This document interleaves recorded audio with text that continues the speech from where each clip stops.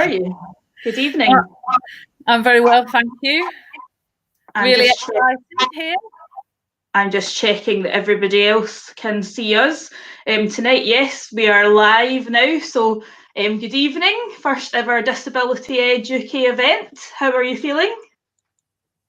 I'm feeling great. Excellent. So just to give you everyone a few ideas about what's going to happen tonight, you should be signed into YouTube. If you can see us, a lot of you will probably be watching us from a video on our homepage. If you sign into YouTube, there is a link on our website homepage for that, and you sign into the video. I can see a couple of you saying good evening already. Then you can submit questions, or you can make comments throughout the night, which I can flash online just as I am doing just now. And that will be really helpful for all of our speakers who want to have questions for you. The hashtag that we're using tonight on Twitter to keep all of our talk in the same place is Disrupting for Disability Ed. I forgot to put ed at the end of that, I'm sorry. So please use that while chatting on Twitter.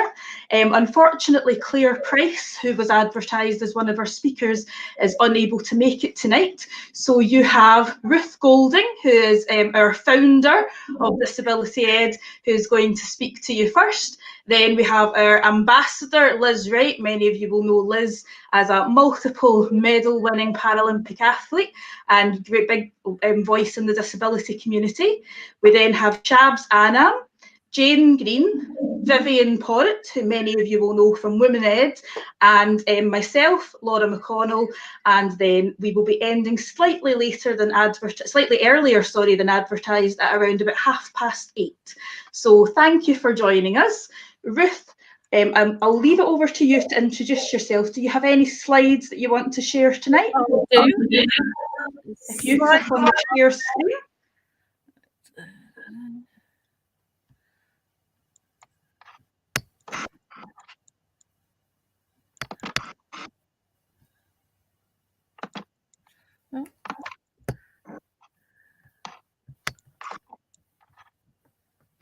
Hello to everyone signing in. So Ruth, have you shared your screen? I have. Has it come up? I've not got it coming up just yet. If you click on the screen where you get when it comes up on your the actual image of your slides, then it should come up then. Should be there now. Let's have a look. Try that. And then I'm just going, is it there? I'm just going to take myself away and I'll let you speak. Well, welcome everybody to Disability Ed UK Disrupting for Disability launch. It's been a while, a very slow burn to this first event for us, but I hope that what tonight. Sorry, we've not quite got your slides. It's just a screen of the computer there. So if you want to just click on your slides at the bottom for me, and then click on that image. Hang on.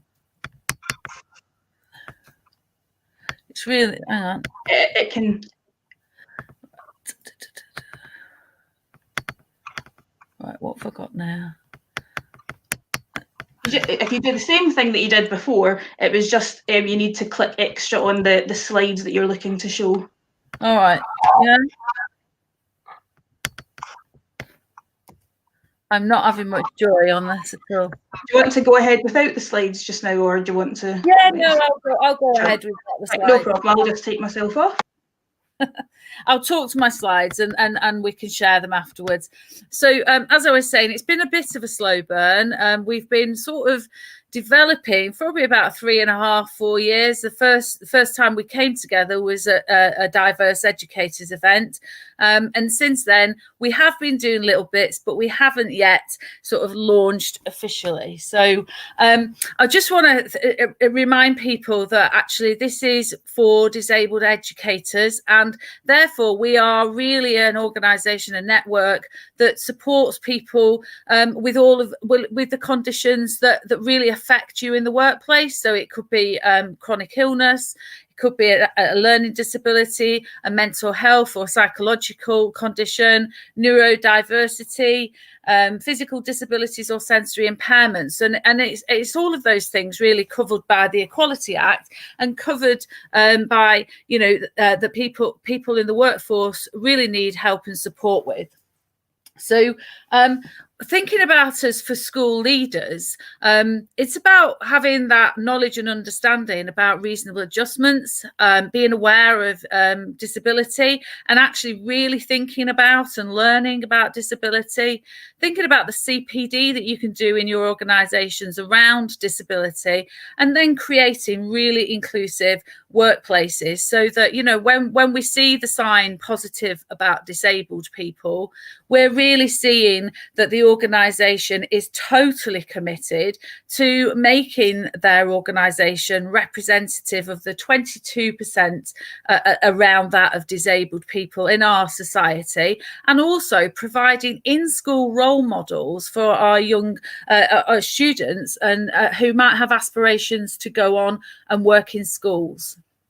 So I have to really give big thanks to the networks that came before us. Really, we mentioned earlier about Vivian and Women Ed and the team of Women Ed who really started that online sort of conversation and discourse about women and gender, and from that grew out of a BAME that came next, and feeling that actually, you know, all teachers from different protected characteristics, different groups should be represented, and that grew into LGBT ed as well.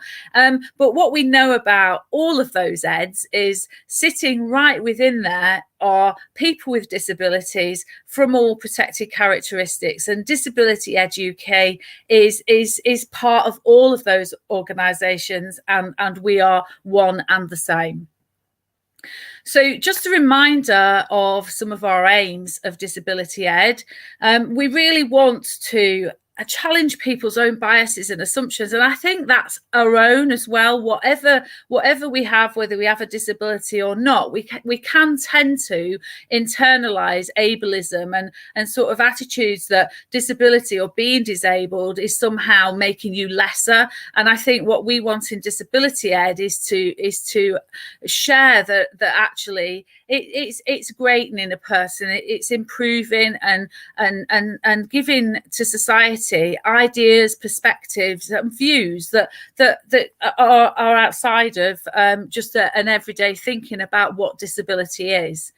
We know, and anyone who is disabled knows, that actually there is a great deal of stigma in society. So thinking about England statistics, which were about 2017 around the disabled workforce, it looks like there's only 0.4% of the workforce is disabled.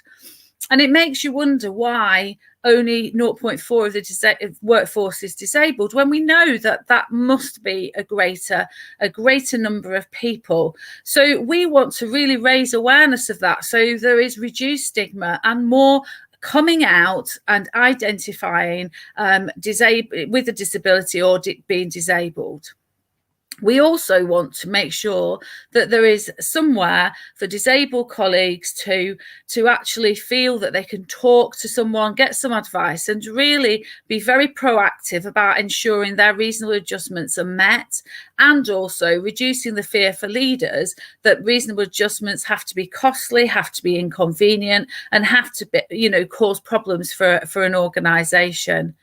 And we want to also make sure that we're always promoting disabled educators in the public eye, and making sure that they are not invisible. Because whether you've got a visible or hidden disability, sometimes people are just not being considered or thought of if they have a disability. It's okay being shortlisted, but you have to get the jobs as well. And sometimes that is about people being able to take risks and say, it's not a risk to have a disabled leader or a disabled educator.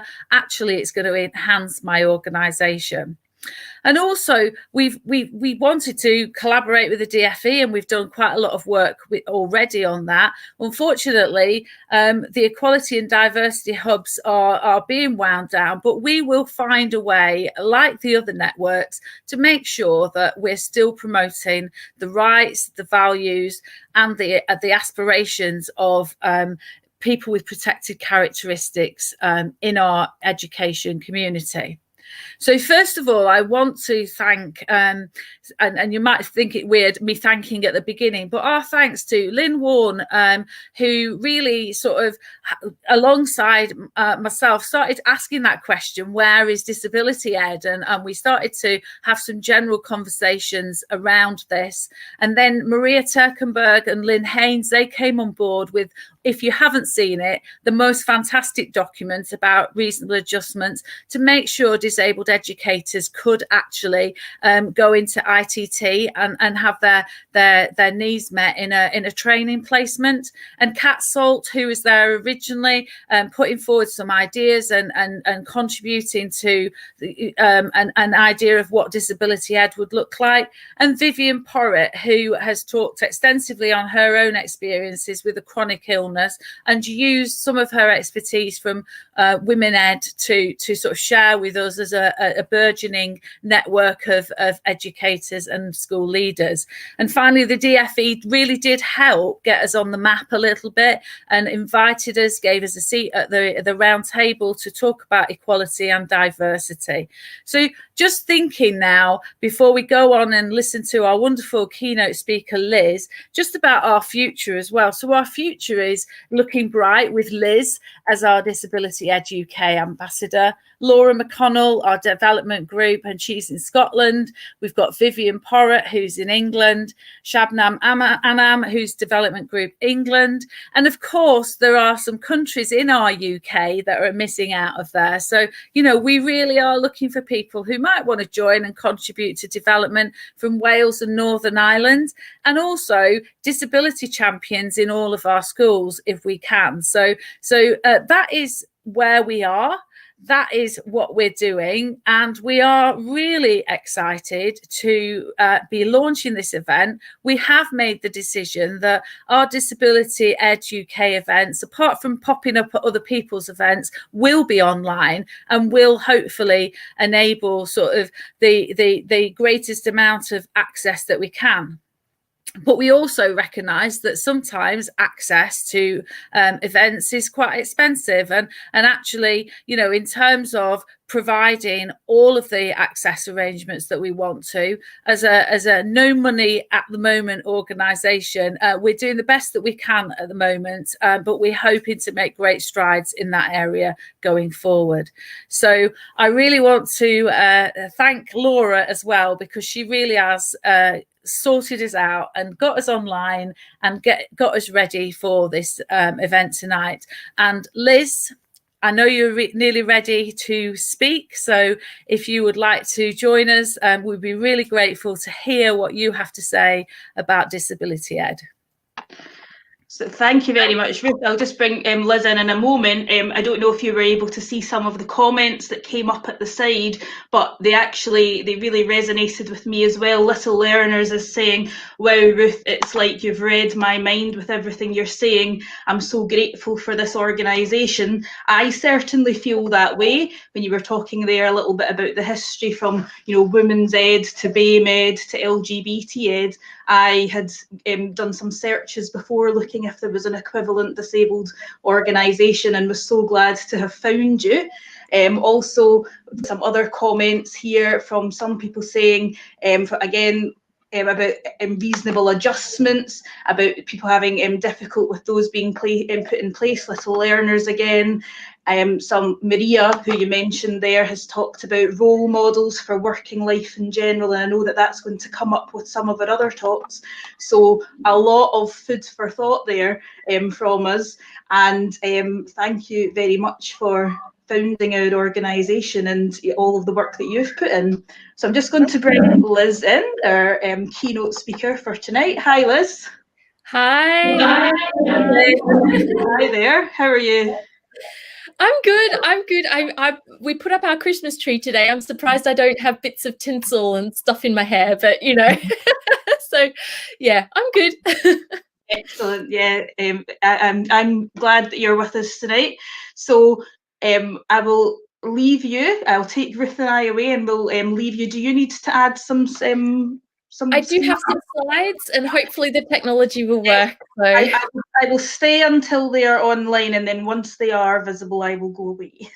Okay, that's good. Yeah, you can look at me, Liz, on the sharing of the screen. Sorry. I did do 6 practices so that I could effectively share my screen. So okay. it isn't that hard, but it's quite fiddly. Okay, making you look bad, you know, Laura. So I'm gonna. Oh. Have you got the share screen button at the bottom? Yep. Okay. Hopefully, can you see my screen at all? I can't. No, I'm just putting. It's technology. It's always the kicker with these things. I mean, if you can't see it again, I can just do like what Ruth did, and I am hoping that we will be able to get some people sharing their screens tonight. Does it look like it's on your computer that it's come up? Because it doesn't quite on mine. No. Let me try again. Share screen. Share. No, it looks like it doesn't want to do it. So hi everyone. I'm very, very sorry about that. Unfortunately, we're having a slight related issue. I think what we can do though, pictures that I wanted to to show you all, but that's fine. I can talk. I can just talk our way through it. So what I'll do is I'll put everybody's slides up on the homepage of our website after the event, and I'm sorry about that. So I'll take Ruth and I away. Thank you, Liz. Perfect. Okay, thank you everyone. You're gonna have to look at my lovely face while I'm doing my keynote instead of the kind of PowerPoint that I had arranged for you all. But you know, that's not going to stop me from doing this keynote and talking really about disability representation. It was something that I really wanted to talk about with my keynote because it's very, very topical right now, disability representation. And I can imagine Laura's sitting there nodding her head right now because she knows what I'm going to bring up. She knows what I'm going to talk about. But I also want to link it to education because I was born with my physical disability called limb difference. And so I have been disabled my whole life. And that means that I went through school with my disability and the impact that that had on me and my, I guess you could say, aspirations and ideas around how I could succeed and how I could live a really thriving life. So I'm going to make those links tonight in my keynote, and I hope you enjoy it. But as I said, to contextualize this whole idea of disability representation, I want to take you back a few weeks ago when I was really excited about a movie that was coming out, and this movie was The Witches. Now, as a kid, I loved Roald Dahl's book, The Witches. It was one of my favorite books. It was a toss-up between The Witches and Matilda as my two favorite Roald Dahl books. And the Angelica Houston version of the movie in 1990, I loved that when I was a kid. And so I was really excited about this new version of The Witches coming out with Anne Hathaway as the Grand High Witch, I think. And so, the day kind of came to where the movie was going to be launched. This was a couple of weeks ago, and I just remember when I saw the picture of Anne Hathaway, feeling shocked, feeling angry, feeling really sad, and just this thought in my head of not again. And again and again and again, because that's what it certainly feels like. I think when you have a disability, that when it comes to representation, it's these same old tropes again and again and again. Because there was this photo of Anne Hathaway with upper limb difference in her hands. And so I'll show you my hand anyway. So this is my hand, and her hands were made to look similar to mine, not exactly the same. But there are some people out there who have hands that looked really like the way that Anne Hathaway's was made up. And what happened was that there was a huge uproar in the disability community, especially in the limb different community. There was a campaign started called #NotAWitch. And, you know, and a lot of us got called different things like woke and snowflakes and attention seeking and all this stuff because we were kicking up a fuss about representation of what our lived experience was actually like. And the issue, one of the main issues that we had with this was that, again, disability was being used as a signal for evil, for someone who's bad. And as you know, and it's these kind of tropes that show up again and again and again. And then a week after this happened, I then cottoned on to a storyline that was being promoted for Emmerdale. I'm not an Emmerdale watcher, so I didn't know much about it, but I've certainly learnt a lot in the past few weeks. And I'm sure that some of you watch Emmerdale. But there was this storyline that was going to come out about, and I guess like a slight trigger warning here, I'm going to talk about termination of pregnancies and abortion. So, you know, feel free to turn the sound off if you need to. But in this storyline, there was a couple whose baby in utero had been diagnosed with Down syndrome, and they were going to terminate the pregnancy. And of course, the Down syndrome community were very upset by this, and they started a campaign. And again, this trope of disability being a tragedy, disability being something bad, that you shouldn't have a child who has a disability, and so on and so forth. You know, this same trope happening again. And then about a week after that, and Laura will know exactly what I'm talking about with this. A musician called Sia, I'm sure many of us know who Sia is, launched the trailer of her movie coming out next year called Music. And the main character is nonverbal autistic, and the trailer was very uncomfortable to watch. The actress playing this character is non-disabled, and it just came across as very just not authentic, very cringeworthy, very, you know, I hope that many of you understand what I mean when I talk about inspiration porn and stuff like that. It wasn't working. It was so uncomfortable to watch. And of course, Sia didn't deal with the criticism around this very well. And it just started, you know, again, this kind of discussion about representation and this discussion about how disability is seen by the wider community. And, you know, we as a community, as a disability community, have been pummeled the past couple of months with all of this, and it's been tough. And it really hurts because for a lot of these representations, there will be non-disabled children out there seeing this and watching this and making these associations. And then back in the classroom, perhaps a disabled child is then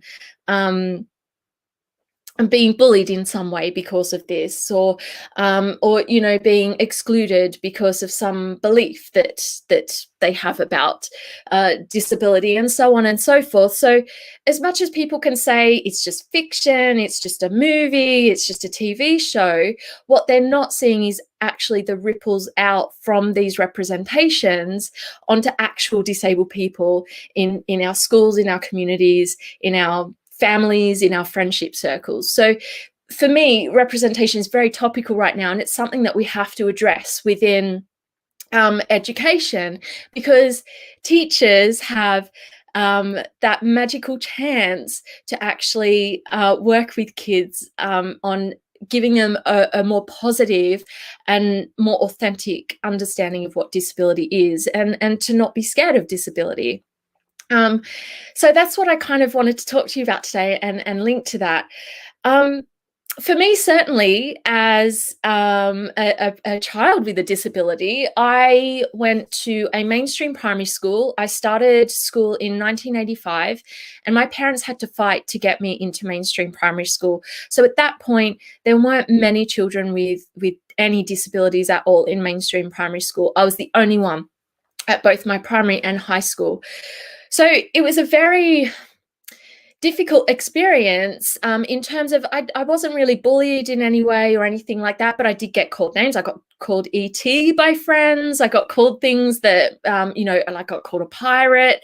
I got called all these things by actual friends who maybe didn't see anything in that. But when you're a child, you internalize all of these things that you're told. And so if you are a disabled child at school and you're, say, for example, with the Witches movie, you're being told by friends that, oh, well, you're a witch because your hands look like the witch from the movie, then you might laugh it off, but you are internalizing a lot of this, which isn't healthy for when you grow up. I know as an adult, I've certainly had to unpick so much internalized ableism because of experiences from when I was a child. And the other thing with school is that I didn't have any other representation of disability that I could see, whether that was through the curriculum. So I wasn't seeing any historical figures that had disabilities being talked about, or in the library, there weren't really many books that had any disability representation in them, or if we were watching movies, there were never any movies or anything like that. There were no teachers that I was aware of who had a disability that I could look up to or hope to emulate or help me understand that I had potential and that I could achieve something greater than what I believed that I could at that age. So for me, looking back, I thought, well, there's a real issue back then anyway, or what I thought back then, that there was no adequate disability representation throughout the whole environment of school and education, which was problematic. What I didn't realize is that to some degree, that still happens a lot, even today. For me, quite a few years ago, I think about 6 years ago, I went and spoke at a school. I did a parents talk because it was a mainstream school that had a number of students with disabilities, and the teachers were a bit concerned about the parents, that they didn't have much hope. So they actually asked me to come in and talk about my Paralympic experience and to hopefully inspire them and show the parents that their children could have aspirations and that they could go out and achieve things. So I went and gave this talk, and at the end of my talk, I was asked to come and speak to this little girl called Emily, who was in absolute floods of tears. And I felt awful because I thought, I've really upset this young girl. And I went up to Emily and I saw that she had upper limb difference. So she had a hand very similar to mine, and a shortened arm. And she was crying so hard that she couldn't speak to me when I asked her what was wrong. And so her mum told me what the matter was. And it wasn't even that there was anything wrong, but it was that for the first time in Emily's life, she had seen someone who looked like her, who had achieved something. And for so long, she believed that she couldn't aspire to anything. And suddenly there was I saying that, well, when I was not much older than her, I decided to swim at the Paralympics. I trained really hard. I went to 2 Paralympic Games. And so for her, it became this sudden, oh my gosh, she looks just like me and she's done this amazing thing. Maybe, just maybe, I can do that too. And it was funny because about a year later, I went and ran a workshop in her class. And one of the activities was to draw a picture of you achieving your goal or your best possible self. And she actually drew a picture of herself at the Paralympics, which was absolutely phenomenal. And she even drew me in the crowd, waving and cheering her on. And for me, that was absolute magic, because I thought even just having that tiny bit of representation helped Emily to realize that actually she could be more than what society was telling her that she could be.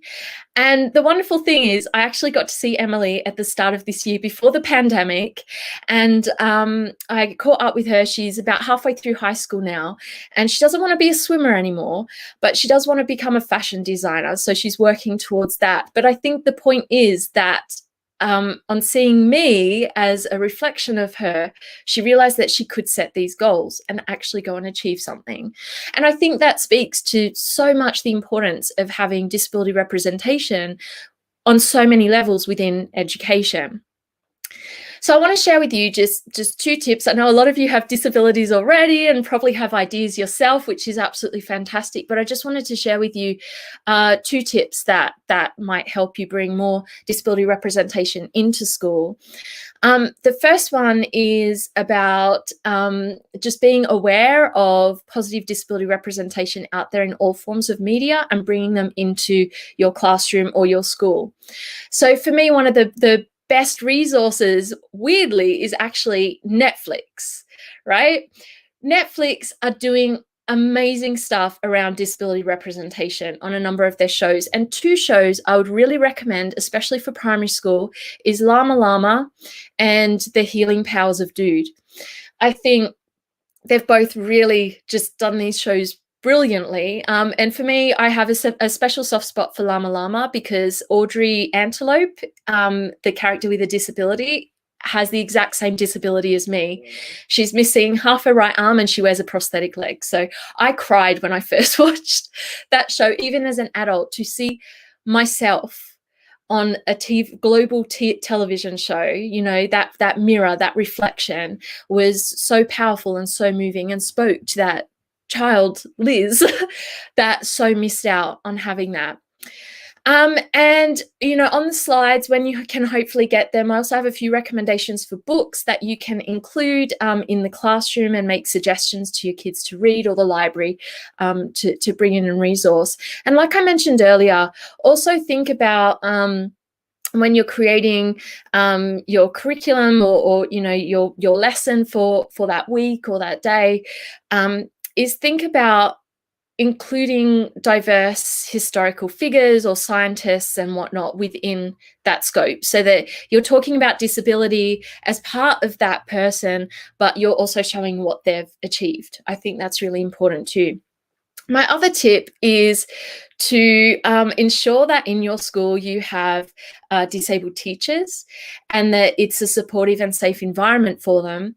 And I would also encourage, if it is safe to do so, for disabled teachers to actually disclose their disability to their students or their pupils, namely because, you know, and I know this won't be right for everyone and I completely understand that, but I've heard some wonderful stories from teachers who have disclosed. There's a teacher that wrote a story for my What is Disability pack on my website, who is dyslexic, and she tells her class every single year, her new class every single year, that she is dyslexic and that she might make some mistakes on the board as she's writing stuff up, and if they can point them out, that's fine. She's just very matter of fact about it. But the point is, if she has students with dyslexia in her class, she becomes an instant role model. So coming back to a bit what Ruth was saying earlier about role models are so important, and disabled teachers have that unique and wonderful opportunity to become role models for disabled students in their school.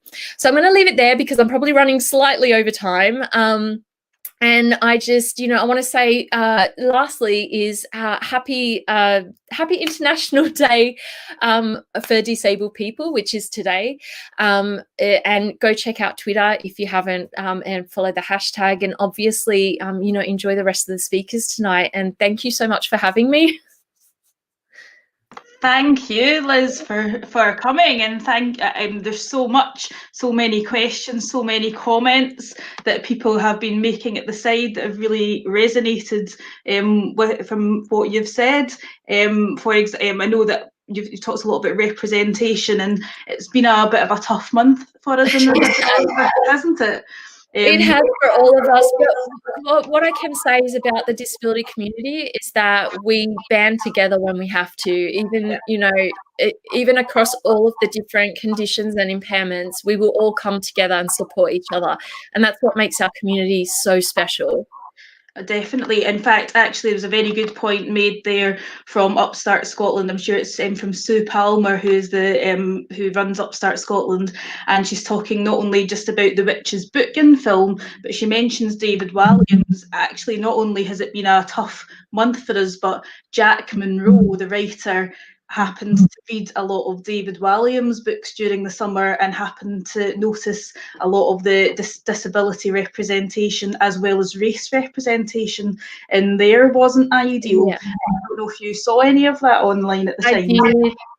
I did. I've never read any of his books, but again, I think they become tropes, just fallback tropes for people, and it's the same story over and over again. And I'll be honest with you, I totally agree with The Witches. And when I look back to even the Angelica Houston version of the movie in 1990, you know, it's even taking it beyond that. So, you know, in the witches are bald, and then you think of people who maybe suffer hair loss for whatever reason, and it's what is that telling society about people who have hair loss for whatever reason? So like, there's so many problematic things within it that you might not even realize, especially as a child, but as you become an adult, you're like, yep, that's not right.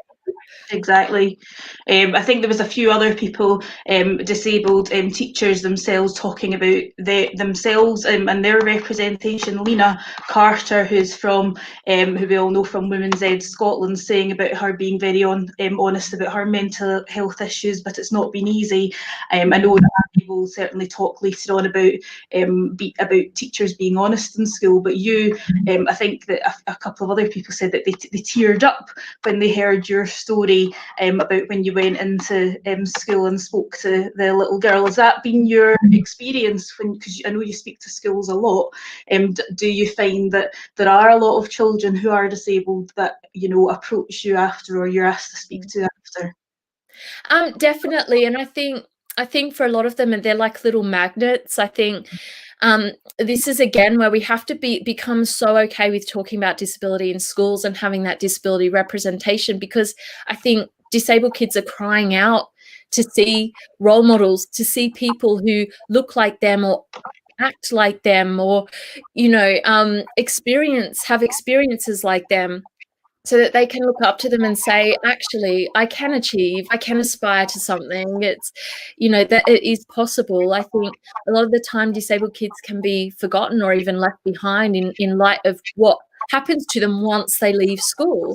And they need to see that, you know, good stuff can happen once they leave school. Definitely. I just saw a comment there from Claire Glennon saying, I think it's more difficult for adults to accept disabled teachers within school. The children aren't the challenge. I mean, even out with the education sector, do you think that's probably something that rings true to you as well, you know, across different sectors? Absolutely. I mean, like you said, I speak in schools a lot. Obviously, when I'm out and about, I mean, so many of us, you know, you come across kids that, you know, quite often I hear the mommy, or daddy, that lady's got a funny arm, or something like that. But I know it's just genuine curiosity, because, you know, they're not judging you. They're just making that observation of, oh, you look different to me.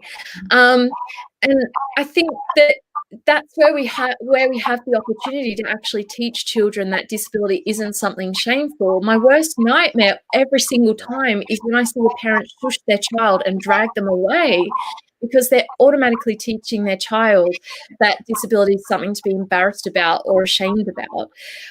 So we've got to stop that. And I think definitely adults already have those biases kind of built in from their own childhood and own communities building up. And I think definitely to break through those biases in adults is way tougher than anything you can encounter with kids.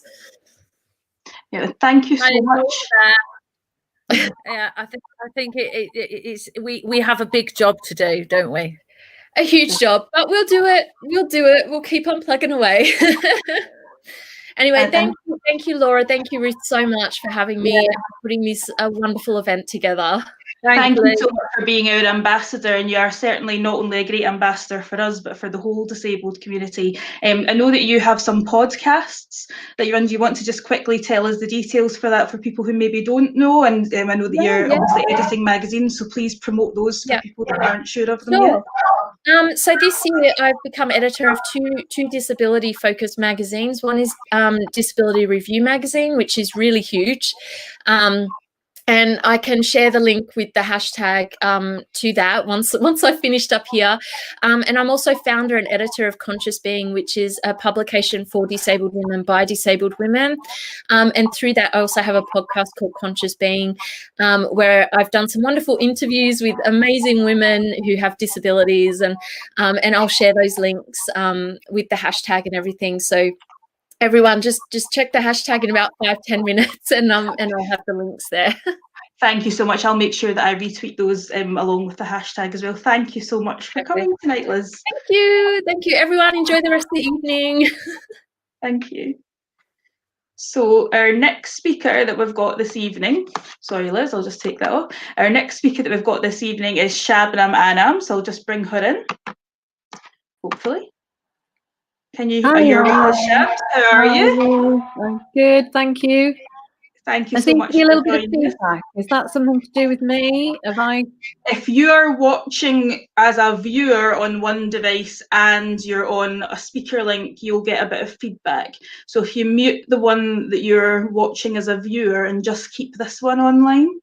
Okay, well, I did my experiments earlier on. I had that too. It's quite squeaky. It is. I just clicked on the link that was sent, so I haven't opened anything else. Well, if you keep this link that you're speaking on online, but anything else that you've got, if you're able to switch that off, because when I did my experiments earlier today, it was really high pitched and squeaky, and I know that it'll give you a really bad headache if you have to sit and listen to it for 15 minutes. Okie doke. Well, I've got nothing else. Nothing else is logged on, so hopefully that should be fine. We can't hear any feedback noise, or I certainly can't. I don't know. I don't think the audience can. So hopefully you won't get the headache. But I will take it over to Ruth. Do you want to introduce Shabnam for us? Yes, well, we're really looking forward to Shabnam talking about her lived experience of getting a late diagnosis. Well, yes. No, and well, I mean, I'll explain as I go along, I think, in my talk. But it is. It's been quite a journey, I would say. You know, from the start of my career and then through my children and everything else. You know, so. I obviously met you in the summer via a writing workshop actually that Sue Cowley had run, and we connected obviously very, very quickly. So I know that a lot of your journey really not only resonates with me, but will resonate with quite a lot of the other people that are watching. So I'm really looking forward to listening to you. So I'll just take me and Ruth away. Thanks, Shabnam. Well, hello everybody. Thank you for giving us some time. I was just saying actually to Laura that I couldn't believe that I've made it on time, because that's one of my biggest issues. I'm always late for something, you know, late to get to school, late to get to work, late to do whatever. And, you know, ironically, I'm late to being diagnosed. Now, I say being diagnosed, I haven't had a professional diagnosis. This is a self-diagnosis. And I would love to, but I think that certainly where I am, GPs are very reticent to take on late diagnosis and make referrals. So there is a way of doing it privately. And if I had the money, then I would certainly pursue that, and it may be something that I do very, very, very shortly. But I'm just going to tell you a little bit about myself. So I am, at the minute, I'm a lecturer, lecturing at Leeds Beckett University on the primary teacher education course, and my specialism is race and education. But my background is I've been in teaching for over 20 years as a primary school teacher and as a head teacher for about 10 to 12 years. I think, 12 years now. And I was SENCO for most of my career. I became a SENCO in my second year. And through that, I did my SENCO training. And I think that was the first time that I encountered anything to do with autistic spectrum. And back then, you know, we're talking about back in the days of, you know, the trio of impairments, and you couldn't possibly be autistic if you didn't tick all of the boxes. In fact, you probably weren't autistic if you weren't a boy. And this was the sort of thing that was going on in schools at that time. But over the years, obviously I've done lots of research and read lots of things. but then also sort of noticing through my children. So my daughter is on the spectrum, my middle son is on the spectrum, and my youngest son is on the spectrum. And it was through their kind of, going through their journey that I started to look at myself. And that was really strange. And in fact, it wasn't until my youngest son, he's 7, and when we got a private consultant to come and have a look at, come in and sort of assess him. And she was great. And she sat there, she came to the home, and she sat across the way, and she looked at my partner and I, and she said, right, so which one of you is it? And we kind of looked at each other and thought, what do you mean, which one of us is it? And she said, well, one of you is absolutely on the spectrum. And she said, I actually think that probably both of you are. And it wasn't until then that I started to really sort of question, oh, really? Is, me? And I started to look at sort of traits and things that I was doing. And it started to fall, that jigsaw started to fall into place. It was like, yes, I am, this is an issue for me. But it's only actually been this year that I've really started to acknowledge it. It was a friend of mine who is a mental health nurse, and she'd had a late diagnosis, a professional diagnosis. And she was saying, I think it was something like £550 to go and have an assessment. And I said to her, but has it made a difference? What has it done having that professional diagnosis? And she was, she said that it was largely to do with other people, not to do with her, not to do with herself, not actually even to do with her family or anybody else understanding that, but other people, employers or people who didn't know her very well. And she was the one who kind of started to say to me, look, it would be a good idea if you went and did this. So from her sort of saying that, I started to look deeper into it for myself. And it's strange because I think as teachers, we are always sort of up for helping children, we're champions of the underdog all the time. And yet we don't always look after ourselves. We don't look at ourselves and think, yeah, but how are you? And what do you need? And it goes back to that put the oxygen mask on yourself first before you deal with your children, doesn't it, really? But we don't, because we don't have time. And so over this sort of lockdown period, actually, I think the pandemic as well was a strange situation, and there was lots of time to do sort of self-reflection. And I kind of started to, like I said, look at these traits and see that, where did I fit in? And I realized very quickly that I had been, for most of my adult life, passing. We hear about this term passing, particularly when we're talking about race, a lot of mixed heritage sort of people passing as white. And I've talked about this in terms of race, that I attempted to pass as white. I cut my hair short, I wore very Western clothes, I kind of pushed myself away from my heritage in order to get along, and just for there to be no barriers, because it was obvious that there were barriers. And this year I've realized that it wasn't just that I was trying to pass racially in a racialized way, but as far as my disability, that is what I was trying to do for my entire adult life. The one I was talking to you about just before about being late, it was like, right, well, I must try harder.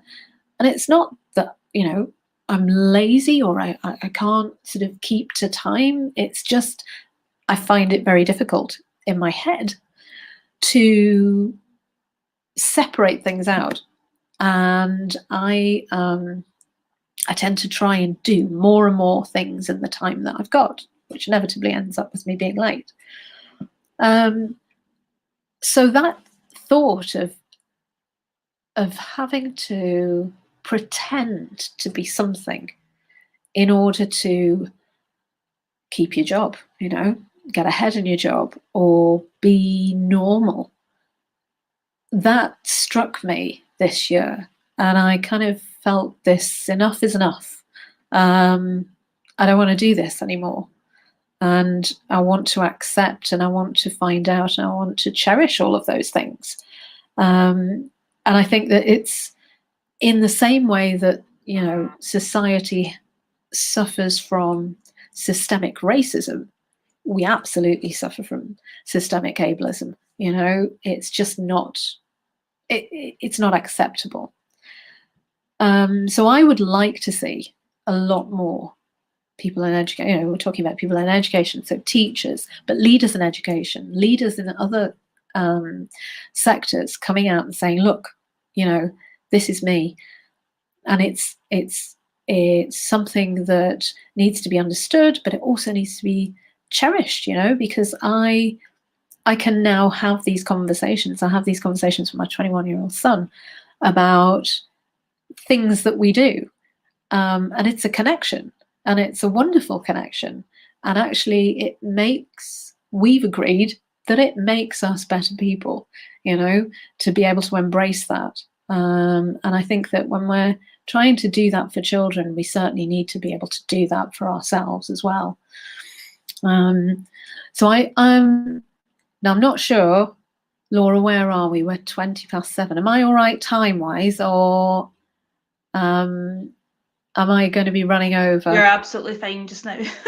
I'm all right now. That's okay. That's fine. So I think in terms of getting that diagnosis, I think first of all, accepting it yourself, you know, and diagnosing yourself. I don't think there's anything wrong with that. There may be reasons to get a professional diagnosis, and particularly for employers, you know, I think it gives you something to wield. But I've taken that step, you know, just now. I mean, I've only just joined Leeds Beckett, and acknowledging that I am neurodivergent to my colleagues was a huge step for me.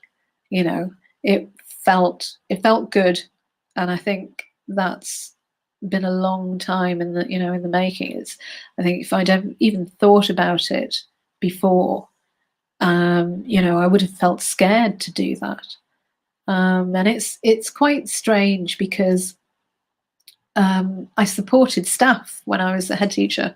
There was a teacher who was one of my staff who had not had a diagnosis, but was very clearly, you know, on the spectrum. And I actually got her to go through that process.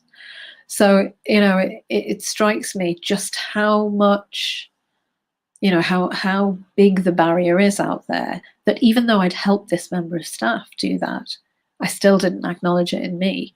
You know, I didn't allow myself that, to be able to do that, and to be able to, like I say, be able to celebrate who I was. So it's been great, and it's been fantastic for, you know, sort of Laura asking me to come and speak on here, because I think, you know, that's been another step. It's like I'm telling more people, and it is liberating. Somebody, I think, had put up in there, you know, I think that if you're putting those things on I've just noticed somebody there that, you know, has flagged up recruitment. I mean, you know, that shouldn't be the case. It shouldn't be that because you've got, you know, a disability that you're going to find that difficult. The reality is that you know, that does happen. But that's why I think networks like this are great, because you get that strength from other people, and you can get support from other people. You know, it's a wonderful thing to be part of something where you can share and you know that you're in a safe place, and that there are people out there who can support you through that. But yes, if you're looking for a late diagnosis, a professional diagnosis, then certainly you can go to your GP, and they have regulations that they need to adhere to. But certainly, in the same way that if you were to say to parents, of children who are trying to get a diagnosis, you'd be saying, go to the GP and don't leave that office until you've got what you want. I think that's the same advice that we need to start to give to ourselves, and it doesn't matter. I'm 50, and it does matter. So I think we really do. We need to go and ask for what we deserve. We need, if that's important to you, if you feel that getting a professional diagnosis is what you need, then absolutely go and fight for it in the same way that you would for any of the children in your class. Thank you so much, Shabnam. I think, I don't know how much you could see, but our kind of notifications were going wild at the side. So many people identifying. You'll be able to go back and have a look at this. In fact, for anybody listening, this will be recorded, and one of the kind of wonders of using this sort of software and being able to is you can actually rewind it as well to catch things you haven't, and you can pause and rewind, and obviously we will record. You can go back and look, but so many people just and myself resonating with the late diagnosis. Obviously, so a lot of people are diagnosed through their children, they show up at the doctors like you did, and was that something you'd been aware that might happen? Was it something you had ever identified in yourself at all? I think I did, but I think it was something that I just, I think I was in denial about it, and it wasn't until my youngest, that I started to sort of think, well, actually maybe, and a lot of that had to do with my training, because I did my training, as I say, sort of 20 years ago, where it was very specific. And so I was thinking, well, I don't fit that box, so it's not me. I was happy to see it in other people, but then some of the things, so now, I have a sort of a demand avoidant profile, and Me too.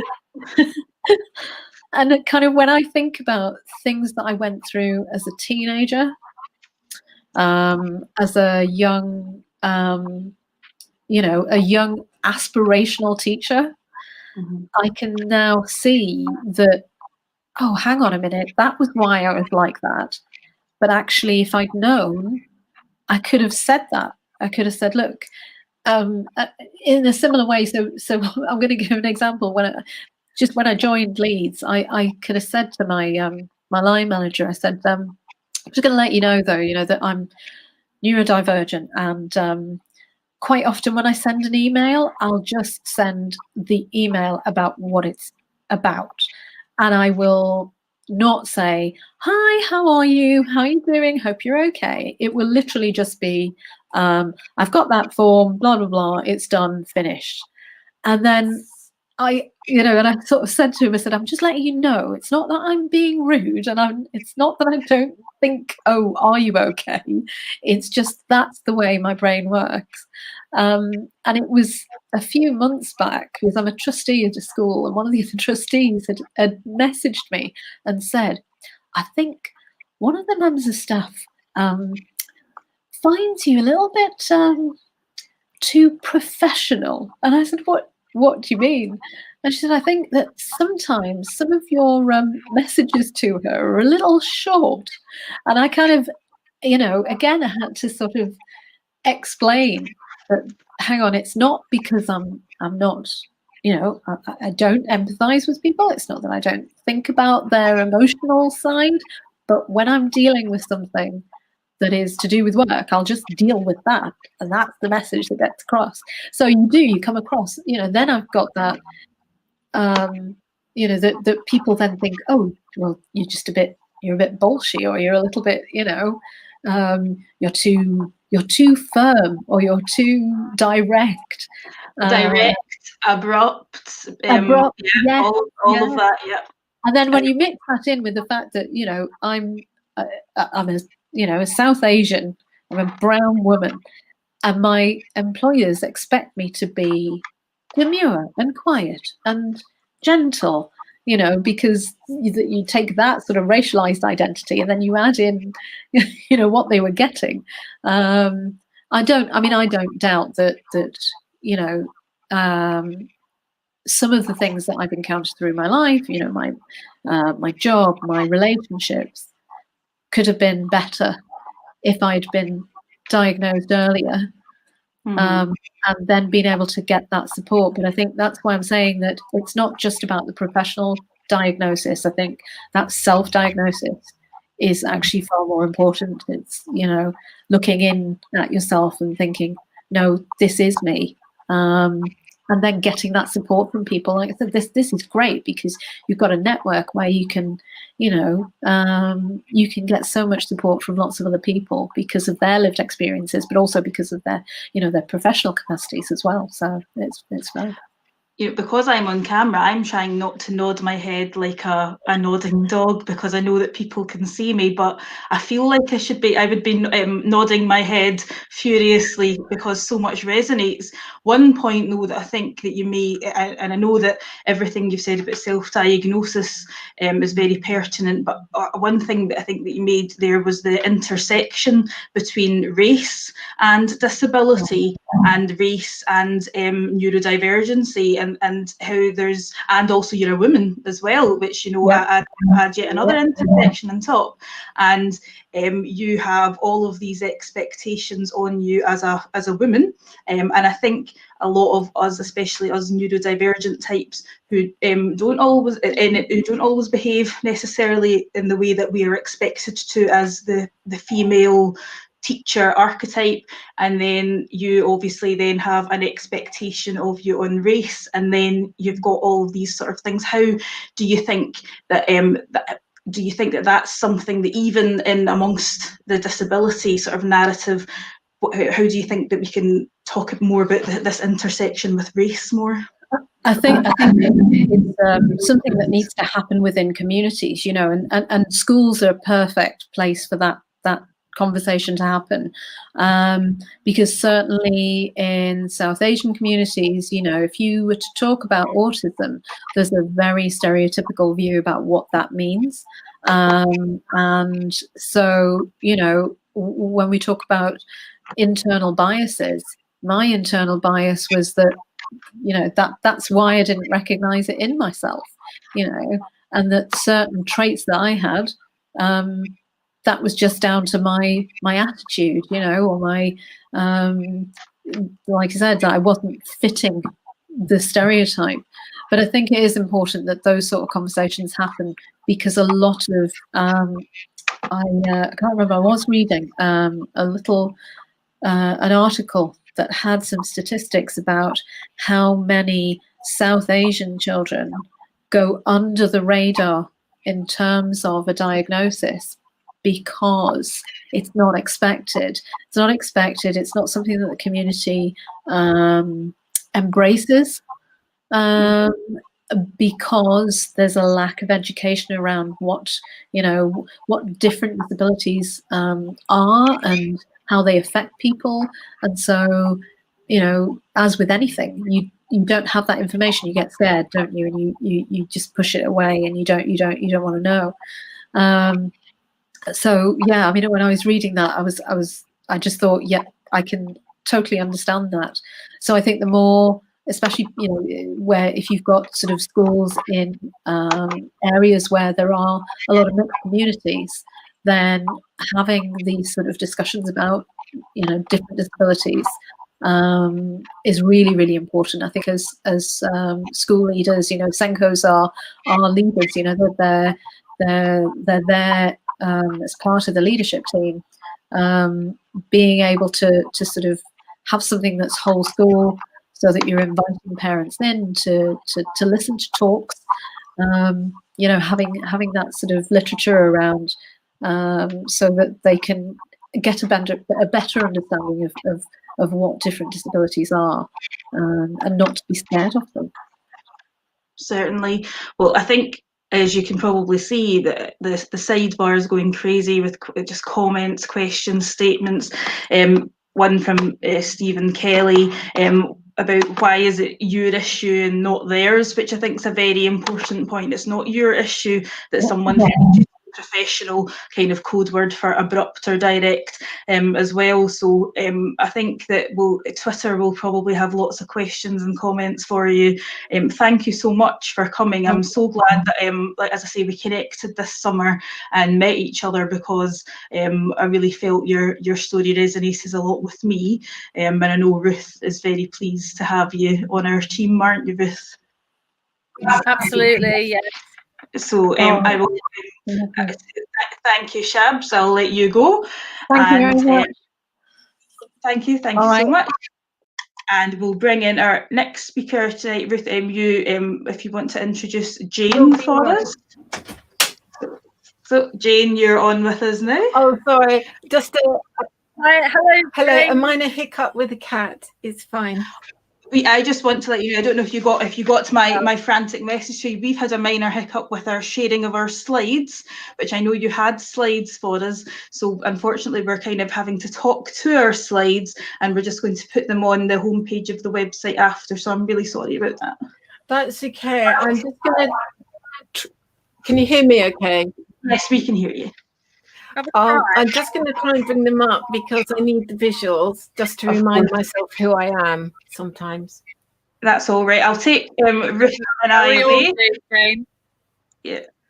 Well, Jane, it's really lovely to have you presenting for us, and I know you've been doing some fantastic things in your school, and we're looking forward to hearing what you've done and how you really work hard to be inclusive and amazing, and really making everybody's lives feeling valued.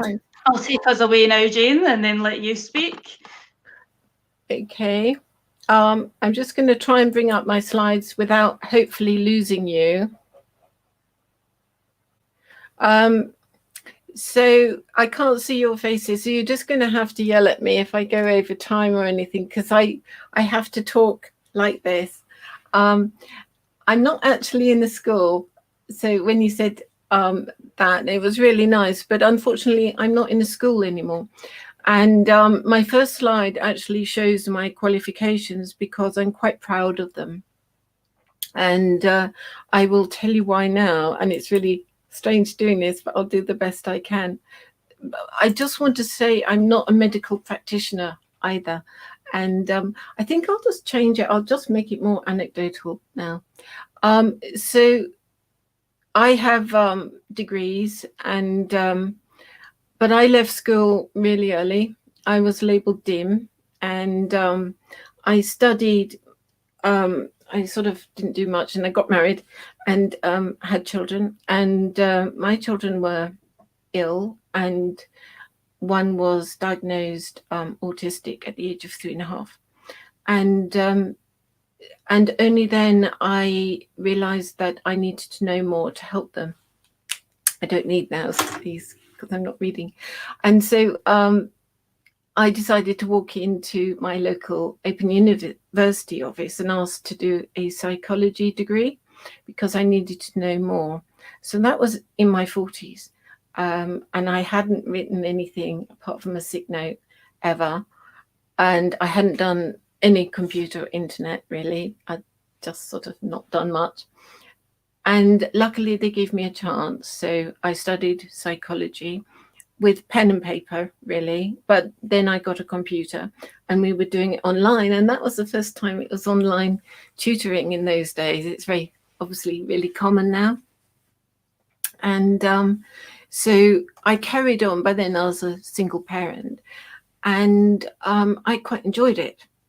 And I had to accompany my children quite a lot because they kept being excluded. The eldest kept being excluded and also were ill and had loads of allergies.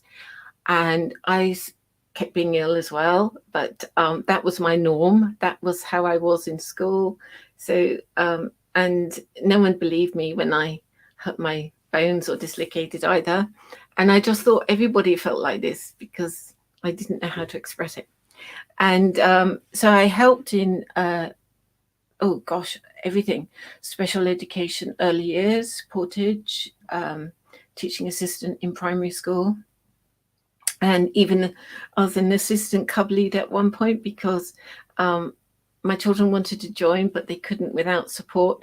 And I found that I was always getting a sort of little circle around me of children that needed support.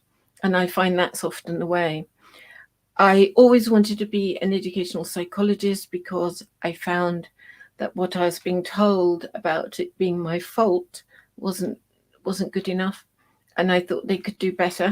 And so I decided to help them train other children, but also help me with my child. And so that's what I did. So I did my psychology degree, won award, got a teaching qualification, and worked in a special school for epilepsy and autism, and applied for my ed doctorate, which had just changed that year, unfortunately. And I did get a place, but I was so ill I couldn't take it because I was battling quite a lot of injuries and illness, and I just knew I couldn't travel to London. So that's kind of what I did for a while. And I think after that I became an advisory teacher for autism, and then I got made redundant because the 2010 frontline cuts came, and I didn't quite understand the politics, still don't, how it's played out. And then I was the lead for the National Autistic Society, and I was on the steering group for the Autism Education Trust, and we designed that training, and I ran it in the Southeast very successfully, sort of national consultant, and did that well. But again, I was made redundant. And then I can't remember. Oh, I got another job, and I was assistant head teacher and doing the same thing. The Autism Education Trust is the social model of autism education. Throughout this time, I had noticed the hypermobility of children, of pupils, all the time. You know, what we do call dyspraxia, the fingers, the handwriting, the tying up shoes, all these things. And it was very, very apparent. But I used to work with teams, multidisciplinary teams, and they were never really interested. They weren't interested. I think that's curiosity is really important. So I had to go, you know, when we designed training, it was always the same things. And of course, it was always about boys, and girls weren't accepted. I mean, I knew when I had a case, a girl, I could recognize it straight away. By the way, I did know I was autistic for many years, but I also knew, having worked with key researchers, that I couldn't be, because you couldn't be. So I was in this discombobulation of a world of one thing, but not the other. And I'm trying to remember all my slides, but I don't know if I will. So I carried on like that, but I was getting in so much pain. I mean, the thing was, I went to doctors and I find it really hard to explain pain. I've got a lovely slide on that, but never mind. And even when they said it's not possible to do that or have those symptoms, I knew they were real, but I would believe them because they were the authority. They were the doctor. I wouldn't do now, of course. And also I was quite tired because I was really busy working and trying to keep the house together. So where am I? So at the doctor's, when, you know, I'd have an ankle dislocated and I had to have osteopathy to put it back in, they would just say, well, that's not possible to do. And I'd go, okay, I'm sure I did see someone, but that's fine.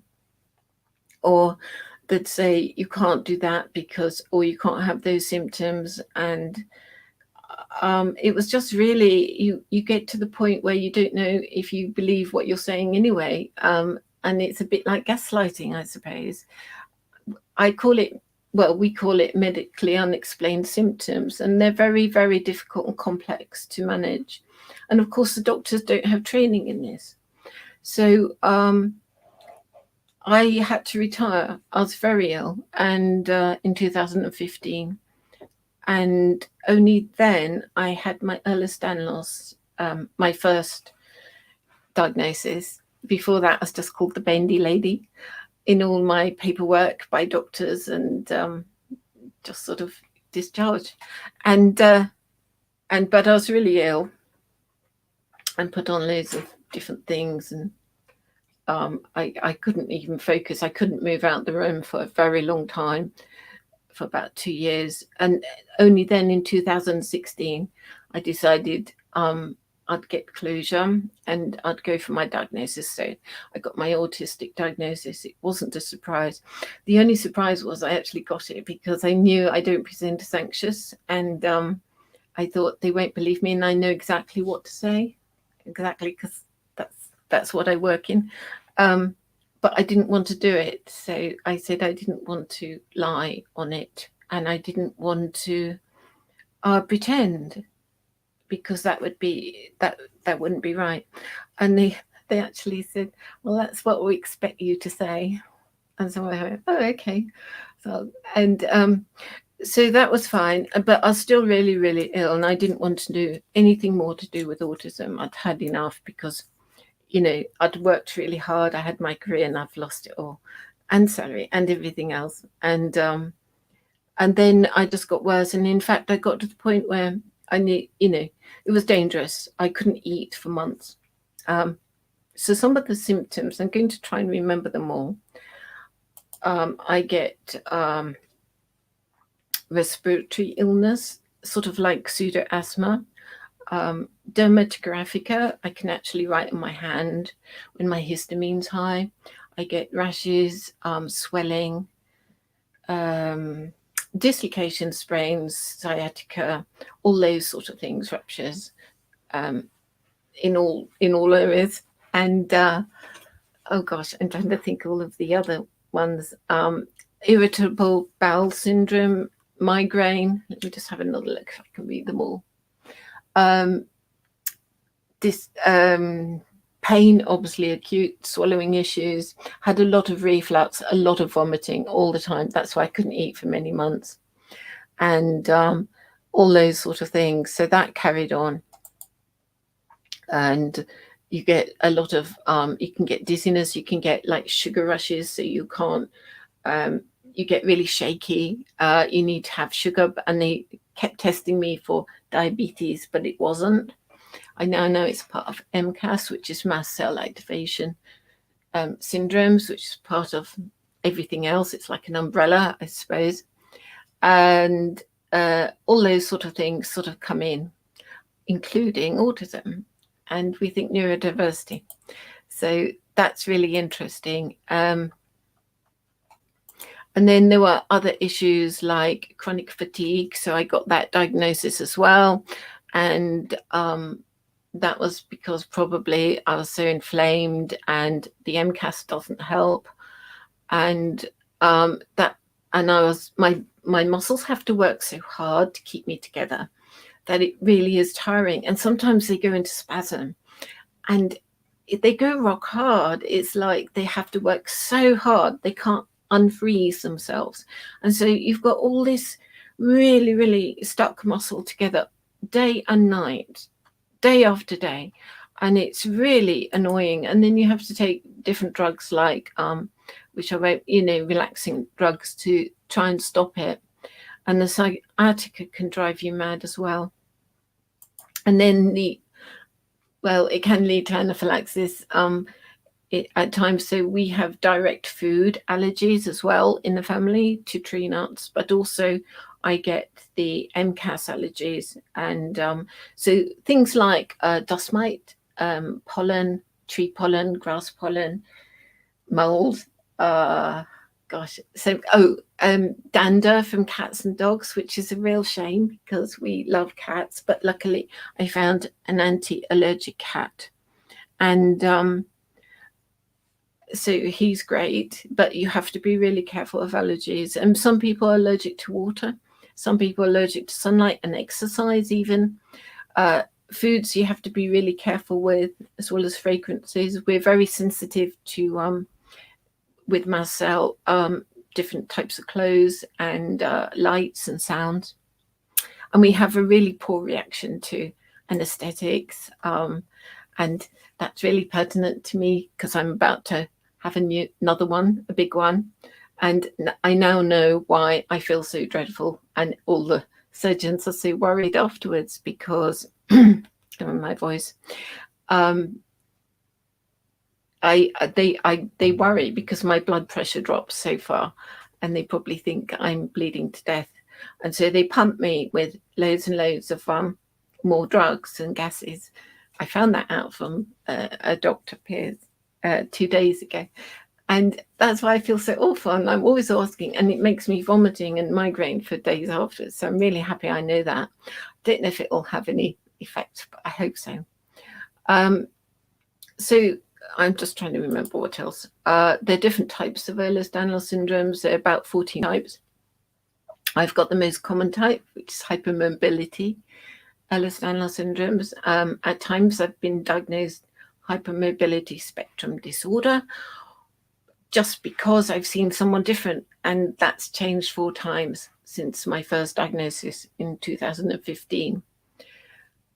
It's not able to be tested. And the key thing about these syndromes is that if you do get a diagnosis by the usually rheumatologist, you're then discharged and you go back to primary care, and primary care are not trained in it. There's no training. And then you're left on your own. And it's like, I didn't even do the internet or, well, like Facebook or anything. So I didn't know anything about it. And I thought, well, that's not right. So I bought a book, and then I had to give the book to my doctor because they didn't know about it. And I decided things had to be done.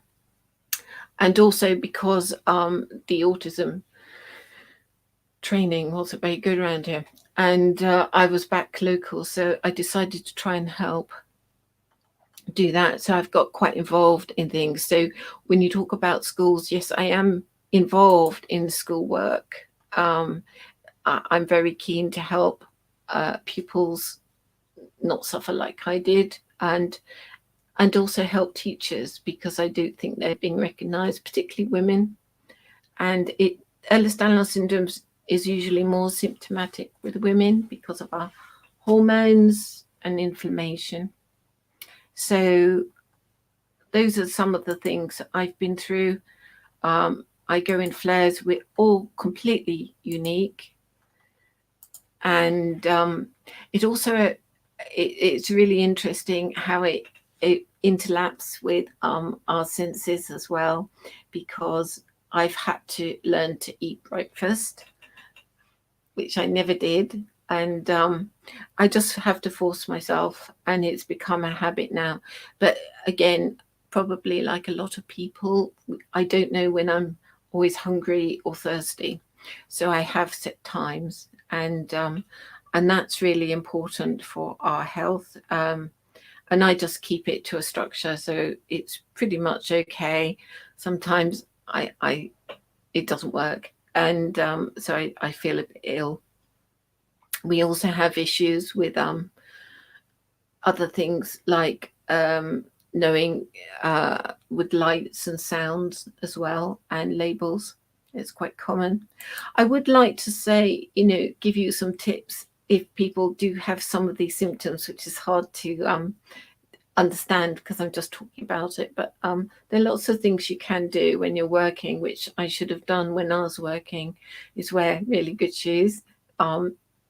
So, I mean, your feet are really important, and often there's so many bones in there and you're flexing and moving that it's very easy to get tendinitis or all sorts of hairline cracks and things, or just sprains.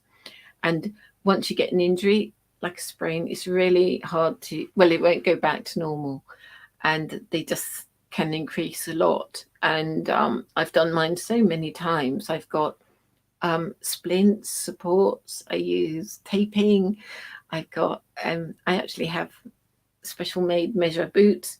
I once went to a barbecue and they said, where do you get these women was questioning me on everything I was wearing, and they were saying, what type of bag do you have? Well, I had a sort of big bag with a walking stick in, so I thought it's a big bag. And they said, where do you get your shoes from? And I didn't want to say, I just didn't want to talk about my health. I think I just said, I get them specially made. And then they said, well, what do you do for fun? And I said, you know, it had been a grim time. So I said, well, I get massage because I go to physio. And they said, oh, that's good, you go to spas. So I was let off, I think. And Jane, can I just come in there, because I think you've raised some really interesting points that about, you know, all of the sort of comorbidity that often our conditions have.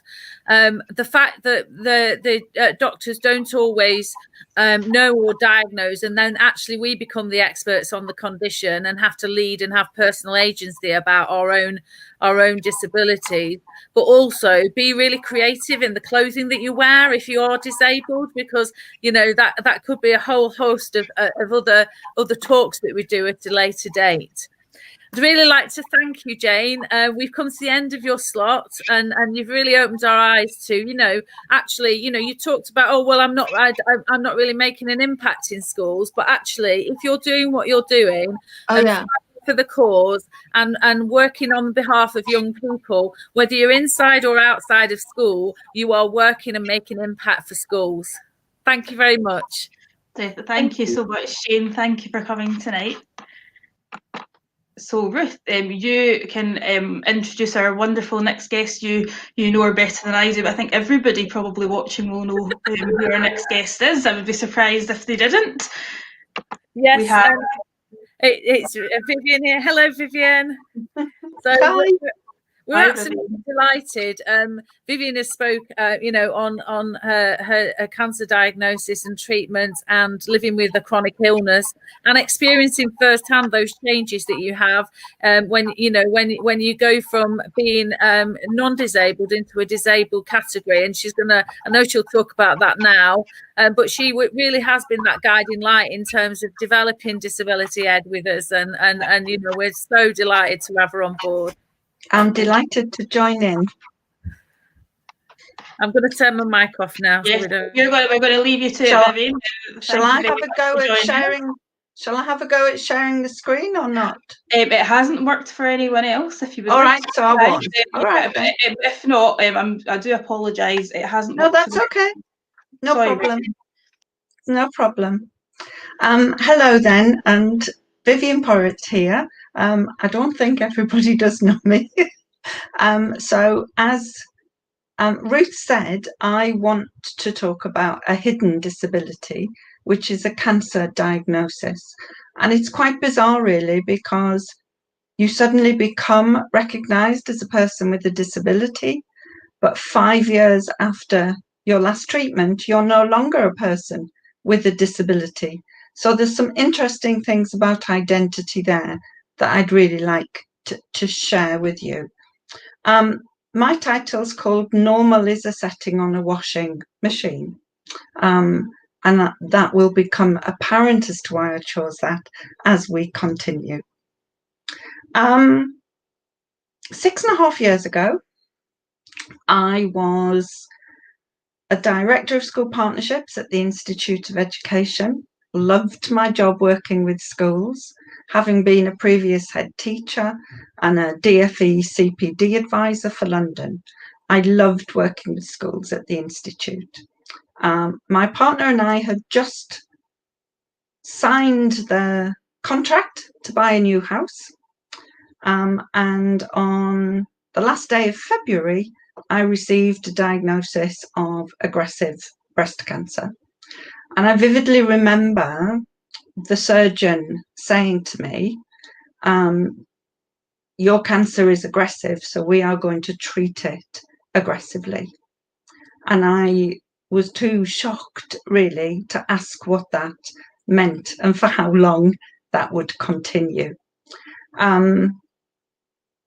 We went round that day later on to pick up the keys to our new house, but our new house was a wreck, and a 2-bedroomed 50s house that hadn't been touched since it was built. And we weren't going to be able to do the renovation while I was going through the treatment. So what we thought was going to be the start of a fabulous new year for us, to be able for us both to move in together finally, had to be put on hold. And there were so many other signs at the beginning that I'm not normally somebody who's superstitious. My sister's superstitious, but I'm not. But that was a sign to me. And we had a long conversation about, well, should we just try and sell the house? But no, we didn't. We hung on to it. And when I was first diagnosed, my wonderful, wonderful, wonderful sister did the first of her journeys down the M1 from the northeast to come and see me. And that first weekend after my diagnosis, she arrived, and it was my cherry tree in the garden was just blooming. Beautiful, massive, old white cherry tree. And it was so lovely to be sat in the kitchen looking out at that together. But the next morning when I got up and went into the kitchen, I thought, why is there so much light in this room? And I looked out into the garden, and there'd been a storm, and my old cherry tree had toppled over away from the house. But this beautiful, beautiful tree was just left as if everything it had ever been and done just wasn't there anymore. And those were my first thoughts. I just kept seeing signs that saying, you're not going to be the person that you think you are anymore. I love you, Liz, as well. Liz and I shared a platform at TEDx.Nourish, which is where we met, and I'm going to talk about that a little while. So my story began with a diagnosis and a fallen cherry tree and a house that we couldn't move into because we had to renovate it. And I didn't really know what that was telling me. I did have aggressive treatment, chemotherapy, radiotherapy, surgery, 2 surgeries. But as far as I was concerned, it was going to be temporary and I was going to get through it. They don't tell you what it's going to be like, really, which is one of the reasons I'm quite vocal about sharing all of this now. I got through the chemotherapy, and in the gap between chemotherapy and radiotherapy, I thought I'd go into work. When the doctor had first told me I had aggressive breast cancer, I had 2 questions for him. I said, am I going to die? And he said he wasn't going to let me die. And then the only thing that upset me after that was I going to lose my hair? And they said I probably would. I wore bloody cold caps for months in chemotherapy, and it didn't make any difference whatsoever. So I lost my hair.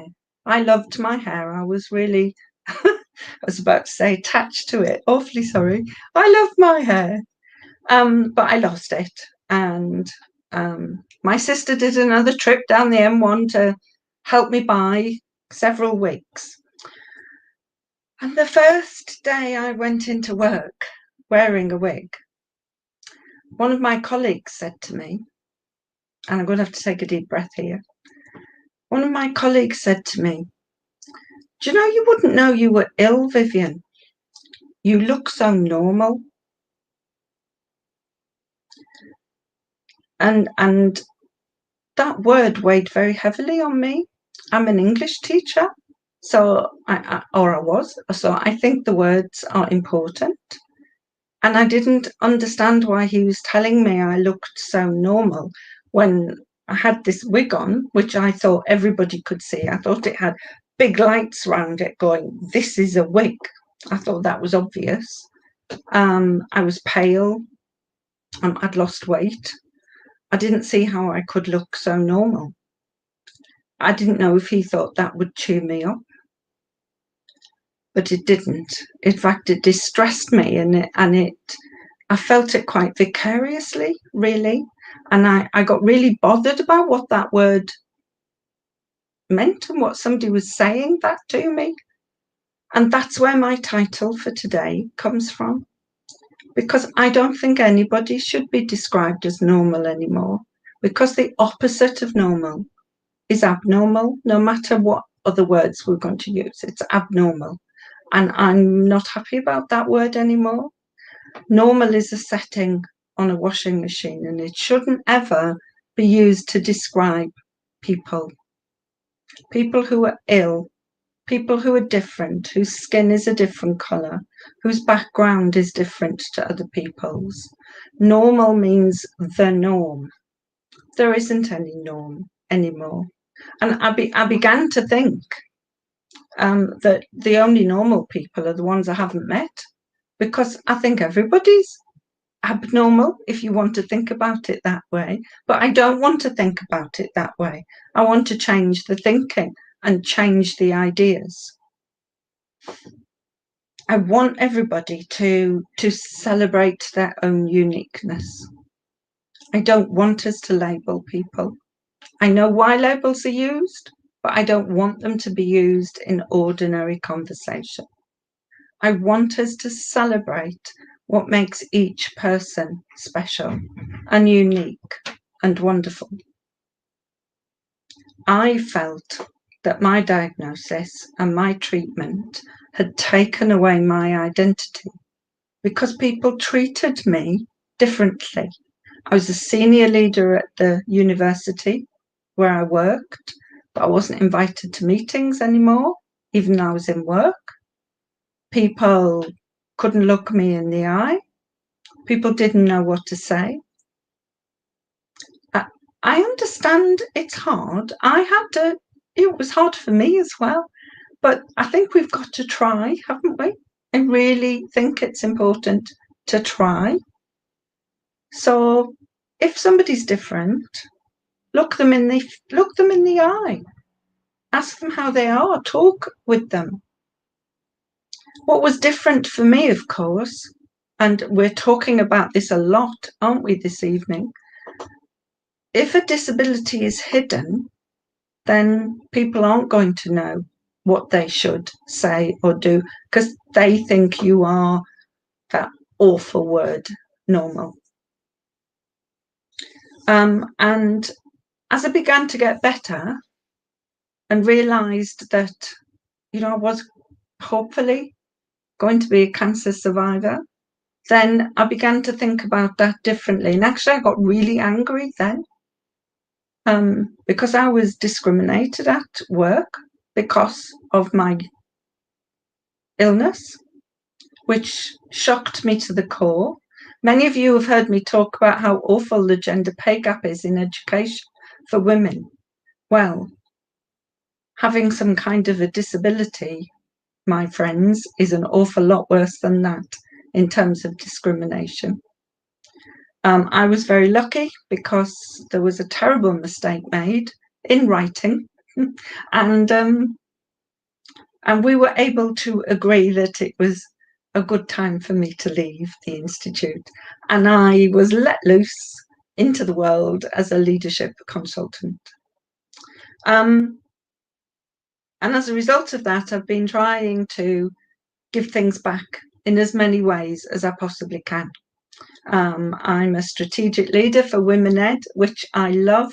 And I say to a lot of people that saved me. Women Ed saved me because I realised I could still contribute. I could still do something in education, even though I couldn't do what I'd been doing before.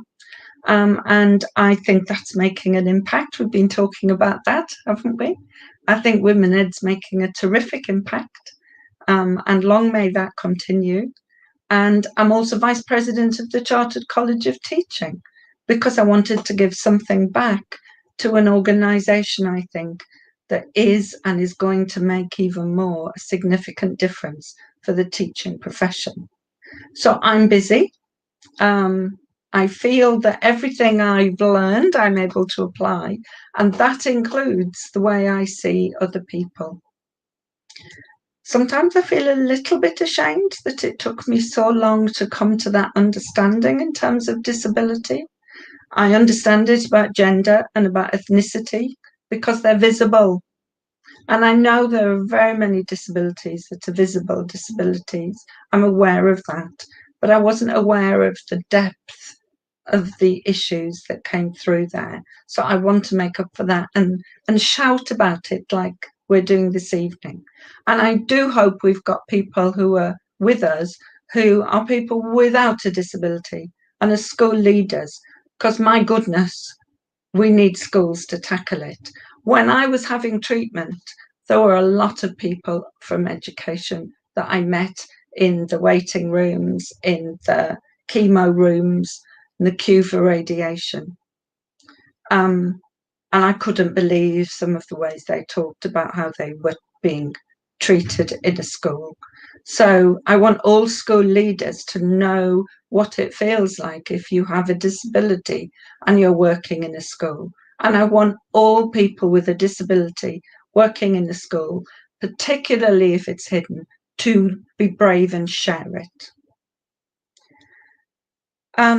What do I want to say to finish? I want to finish on a negative note or a sad note and a positive note. First of all of the evidence is suggesting that 1 in 2 people are going to gain a cancer diagnosis within the forthcoming 10, 15 years. That's shocking, because people with a cancer diagnosis are treated badly in the community and in the workplace. And it's the workplace I'm particularly focused on, because I was a brilliant employee and I lost that identity as well. It was taken away from me, and I don't want that to happen to anybody else. So I want to use this evening and all the conversations we're going to have in the future to shine a light on what we can do. What do we need to do to be braver and to better support people with cancer and other disabilities in the workspace? We all have to take responsibility for that. And I want to finish on a positive note, and a very blatant plug for the new Women Ed book that's coming out on December the 15th, just in time for Christmas. What I'm delighted about is we have 3 chapters in that book which cover the stories of amazing, phenomenal, strong women who also had a disability and who also were in the workplace and needed to decide how to manage that. Wonderful, wonderful Ruth, who's part of Disability Ed, who we've been seeing on all evening. I have so much admiration for her, a school leader with a disability, being a brilliant school leader and a brilliant advocate for all of us who've suffered through disability. And she's written a phenomenal chapter which all school leaders must and should read. So if you're on friendly terms with your head teacher or CEO, buy them the book for Christmas, because Ruth explains exactly how to best support and best make reasonable adjustments. We're trying to disrupt reasonably this evening, and Ruth's chapter will really help you to do that, as well as Rachel's and Sharon's chapters when you get to read those.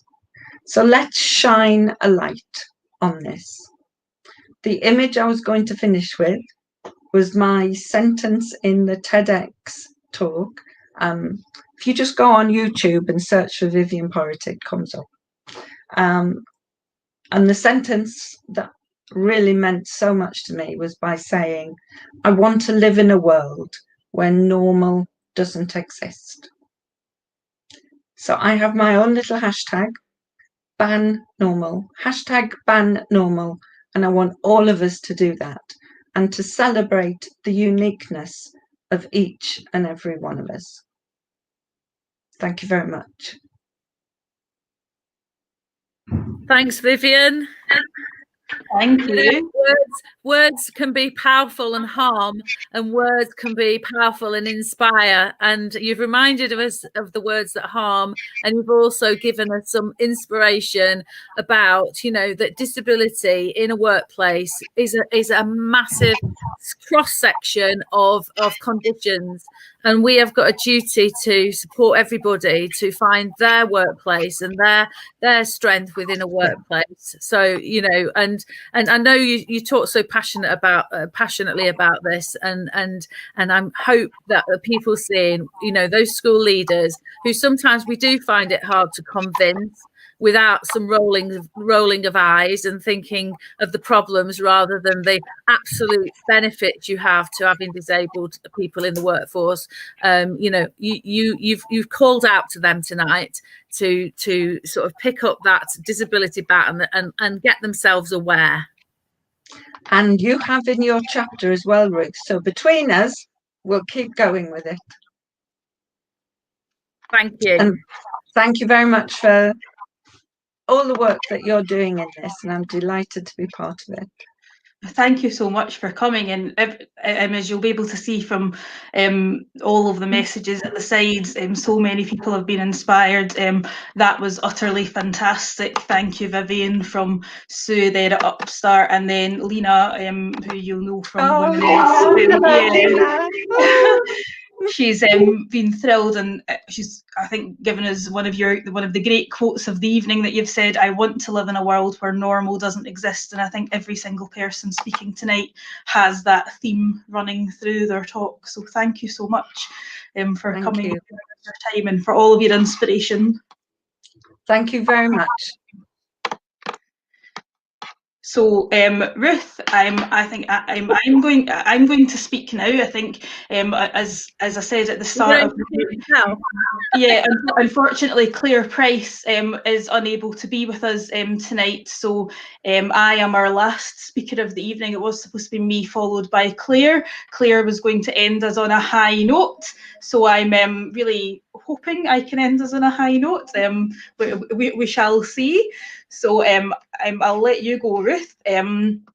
Unfortunately, as people who've been watching all night know, we're not able to share our screens. So I'm not going to share my screen either, because that wouldn't be fair to everyone else. But I will make sure that everyone's slides are available on the website afterwards. I have been our tech person tonight, flashing up the comments at the side, and I'm just going to allow this one because Lena's been very kind to me. So thank you for that, Lena. But I may not be as able to share all of your wonderful comments while I'm speaking. I'm not sure if I'm able to multitask that way. My talk tonight, as you would have seen on the PowerPoint, was the rather ominously titled "The Hidden Autistic Workforce," with a colon, and then how the barriers to coming out in education and how school leaders can support us. And it does sound rather ominous, sorry, that there is a hidden autistic workforce. It's not that we are hiding for any bad reasons or for any particular deliberate or dishonest reasons. It's just that there is a hidden autistic workforce out there in your schools right now, and you may not know about them. And that's hopefully what I'm going to be able to talk to you about tonight. I'm a primary school teacher. As you can tell from my voice, I am Scottish. I work in Scotland, and I've worked in local authority schools and mainstream for just over 10 years. I started out my education career in the additional support needs sector for another local authority in the west of Scotland, and at that point I worked with mainly autistic learners who had complex needs, and I undertook a lot of training in autism. I obviously learned a lot on the job, as we all do, and I was absolutely convinced that I was not autistic because I was not like the children that I worked with. That was not me. But as I've gone through life, and come into adulthood.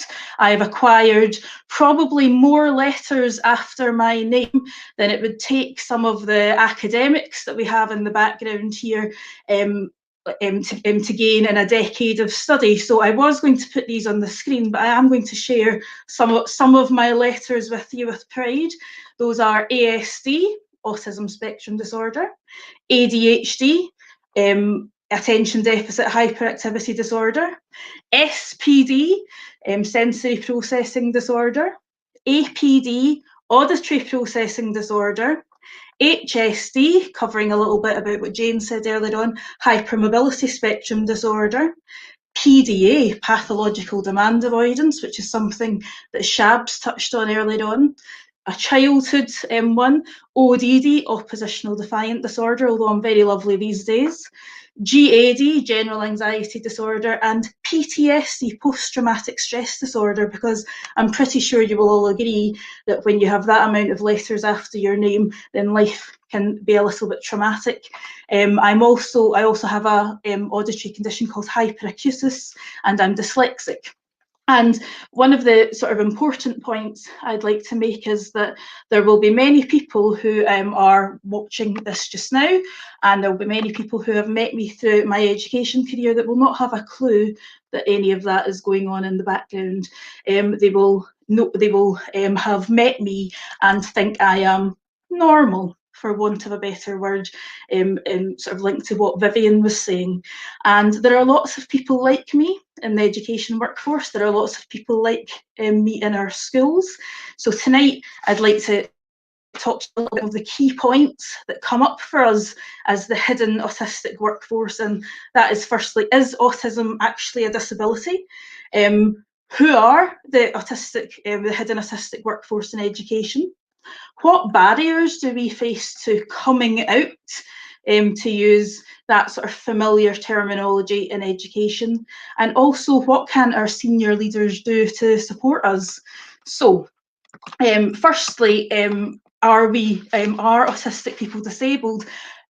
Hopefully, most of you would think that that's quite an obvious. Most of you would know that, but unfortunately, the feedback that I've been given from many autistic teachers is actually that's not commonly known.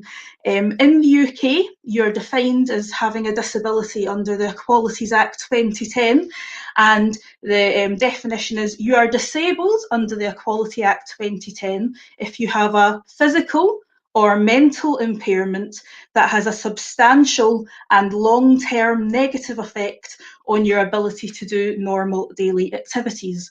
Now, it would be easier to reference that if we had the slide up, but autism does have physical implications, especially many of our sensory needs have physical impacts on our body. So autism meets the criteria under the physical aspect of the criteria. Autism is not a mental illness, and it's really important to define that because many people think that it is, sadly. But because autism is currently diagnosed using the DSM or the ICD, which are mental health criteria, autism does come under technically the mental category of the disability criteria. Substantial, the word substantial under the Equalities Act 2010 means if the tasks that you're supposed to do in your daily life take longer than they would normally, using that word again.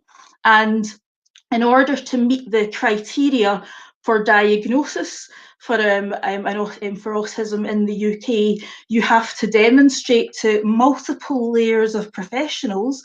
You don't show up at your doctor and give them a couple of sentences and then walk away with a diagnosis. You do have to demonstrate to multiple levels of professionals that they do have a substantial effect on your life. And then lastly, from those criteria, there is long term. And under the Equalities Act, long term is defined as a year or more. And autism is a lifelong condition. You have it from birth until death. You might not know that you have it for many years later, but it is a lifelong condition, so it does meet the criteria of disability under long term as well. So,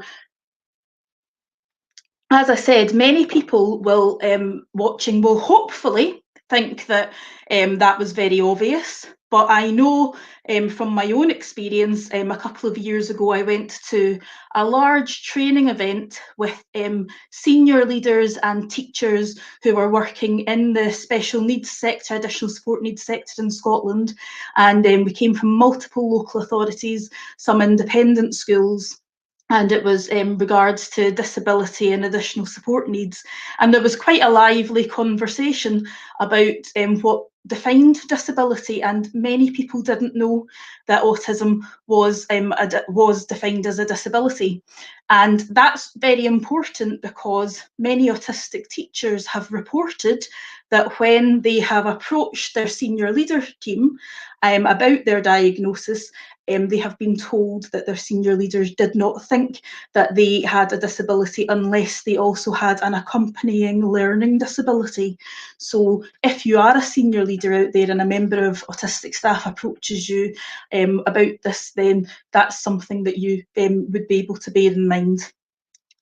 Who are the hidden autistic workforce? Well, during lockdown, I have a group of friends and we're all autistic teachers. We've met each other over the years and had grown in friendship, and we talked amongst ourselves, and we were then contacted by another autistic teacher after I gave a talk to Scottish Autism in June about children who were autistic, and had mentioned I also was an autistic teacher.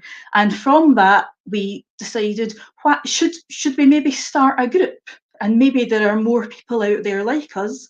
If there are only a few of us, that's fine, we will have a small group. But maybe there are other people that are out there like us that can join. And we started a small, what we thought, Facebook group. We made it a private group. That means that you can't search for it on Facebook. So if you're an autistic teacher that wants to join us, listen out for the end to hear joining details. But we decided that we would make it private because we realised that not everybody is comfortable disclosing their autism in education. And we made a couple of posts about it on Twitter and on some different teacher Facebook groups, and suddenly we were inundated with requests from across the UK, every single country in the English-speaking world, many countries in the non-English speaking world, although thankfully a lot of those teachers speak wonderful English, and our group grew rapidly. And we realised very, very quickly that there were many autistic teachers out there in whether we were early years, primary school, secondary school. And what we also realised is that the majority of us had not actually disclosed that we were autistic in school. At the same time, there has also been some research underway by UCL, Dr. Rebecca Wood. She's the Wood Bug on Twitter, and the Twitter account is Opt School Staff, and it's the Autistic School Staff Project, and she has interviewed people who are head teachers, deputy head teachers, assistant heads, class teachers, SENCOs, educational psychologists, TAs, office staff in schools, everybody, every single role you can possibly think of in education, educational consultants, for example, as well, and there is autistic representation amongst most groups. So, but again, many of those in her research, many of the teachers that she had met did not always feel comfortable disclosing the fact that they were autistic. So there are a large group of us out there. I should also point out that Many of us, as you heard my long list of letters after my name, many of us are multiply neurodivergent. Many of us are also dyslexic or have ADHD as well. And there are some teachers out there who are not autistic but have ADHD, or some teachers out there that are dyslexic. And equally, they share the same discomfort as our group does about disclosing their condition. One thing I was kind of shocked about is that I came to my dyslexia diagnosis much later than anything else, and I had always thought that dyslexia was something that was quite commonly accepted by society, and that we knew that it existed, that it was something that people that we realised that many successful people were dyslexic. But I've actually found that there are many autistic teachers and lawyers and doctors dyslexic teachers, lawyers and doctors out there who are really not willing to disclose their dyslexia, because if they make a single mistake in spelling or they are slow to read something, then they feel they're going to be persecuted for it. And it's something that I had thought wasn't going to be as common as it was, but it is. So what are our barriers to disclosing autism? There are barriers that are real, and that there are barriers that are perceived, but I think on balance, I would argue actually that a lot of our perceived barriers are very real as well. Some of the barriers that we know about are just across the disability sector itself. We know that disabled people are underemployed. We know that there are at least 1 in every 100 people in the UK that are autistic. There are about 700,000 people the National Autistic Society predict are autistic. If you think about a large secondary school, if you think about, you know, a primary school, and kind of statistic-wise, it's relatively likely that somewhere in there you will have a staff member who is autistic. But we know that these numbers aren't appearing in education. There hasn't been, to the best of my knowledge, any research taken out with school leaders on what their perceived barriers are to employing disabled people, or what their perceived barriers are to employing autistic and neurodivergent staff. But sadly, some of the there is some anecdotal evidence, and there's anecdotal evidence from across business sectors, and some of that has been given by leaders in education, and it's to do with the way that in education we look at autistic children, and then how we apply our bias, our unconscious bias, but sometimes our kind of deliberate bias to autistic adults. I know that outside of school, when someone has found out that I am autistic, I have been spoken to in a baby voice, because people have thought that I was not able to be communicated to as one would a woman of my age. I know that's quite common amongst some teachers. Also, we know that leaders in different sectors perceive disabled staff in general, if they tick the disability box, that they are more likely to be off sick, they're more likely to have mental health conditions, and therefore any of the reasonable adjustments that would be made for them are going to cost a lot of money. And one specific thing to autism is that people think that because autistic people are known as potentially being socially awkward, that then they won't be able to communicate well with children or with parents or with other staff. Now, I actually saw a really beautiful quote about this on the Police Autism UK website, because whether you knew this or not, the police force in the UK are really far ahead in promoting the benefits of having autistic police staff, and they have a website and they have a group about this. And one of the things they had pointed out is that autistic people are really good at purposeful conversation. They are really good at talking about their job and talking about points in their job and communicating that way. But it's more of the small talk, and it's more of the "how was your weekend?" and "oh, I really like the clothes that you're wearing," and "what are you going to be doing in your holidays?" that is more difficult.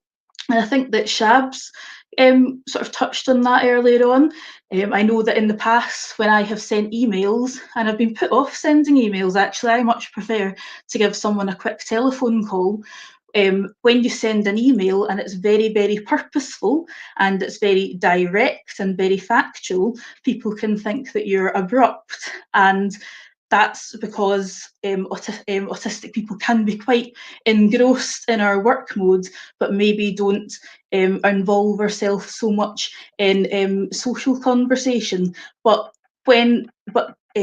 So that it isn't necessarily a barrier to us being teachers and being able to speak in social terms. Many of us are able to speak very well to parents, speak very well to our colleagues, and speak very well to our children. And that sort of unconscious bias that we would not lack completely social skills isn't necessarily true. Other barriers, which are a little bit more unfortunate, and actually Becky Wood has written about this more recently in an article, which I'll share with you later. I have tweeted about it, is sitting in a staff room and hearing other teachers talk about autistic children in school, and being the person who is sitting there who is also autistic, and then thinking, do I mention that I am also autistic, and then kill the absolute atmosphere in the staff room and make everyone feel very awkward.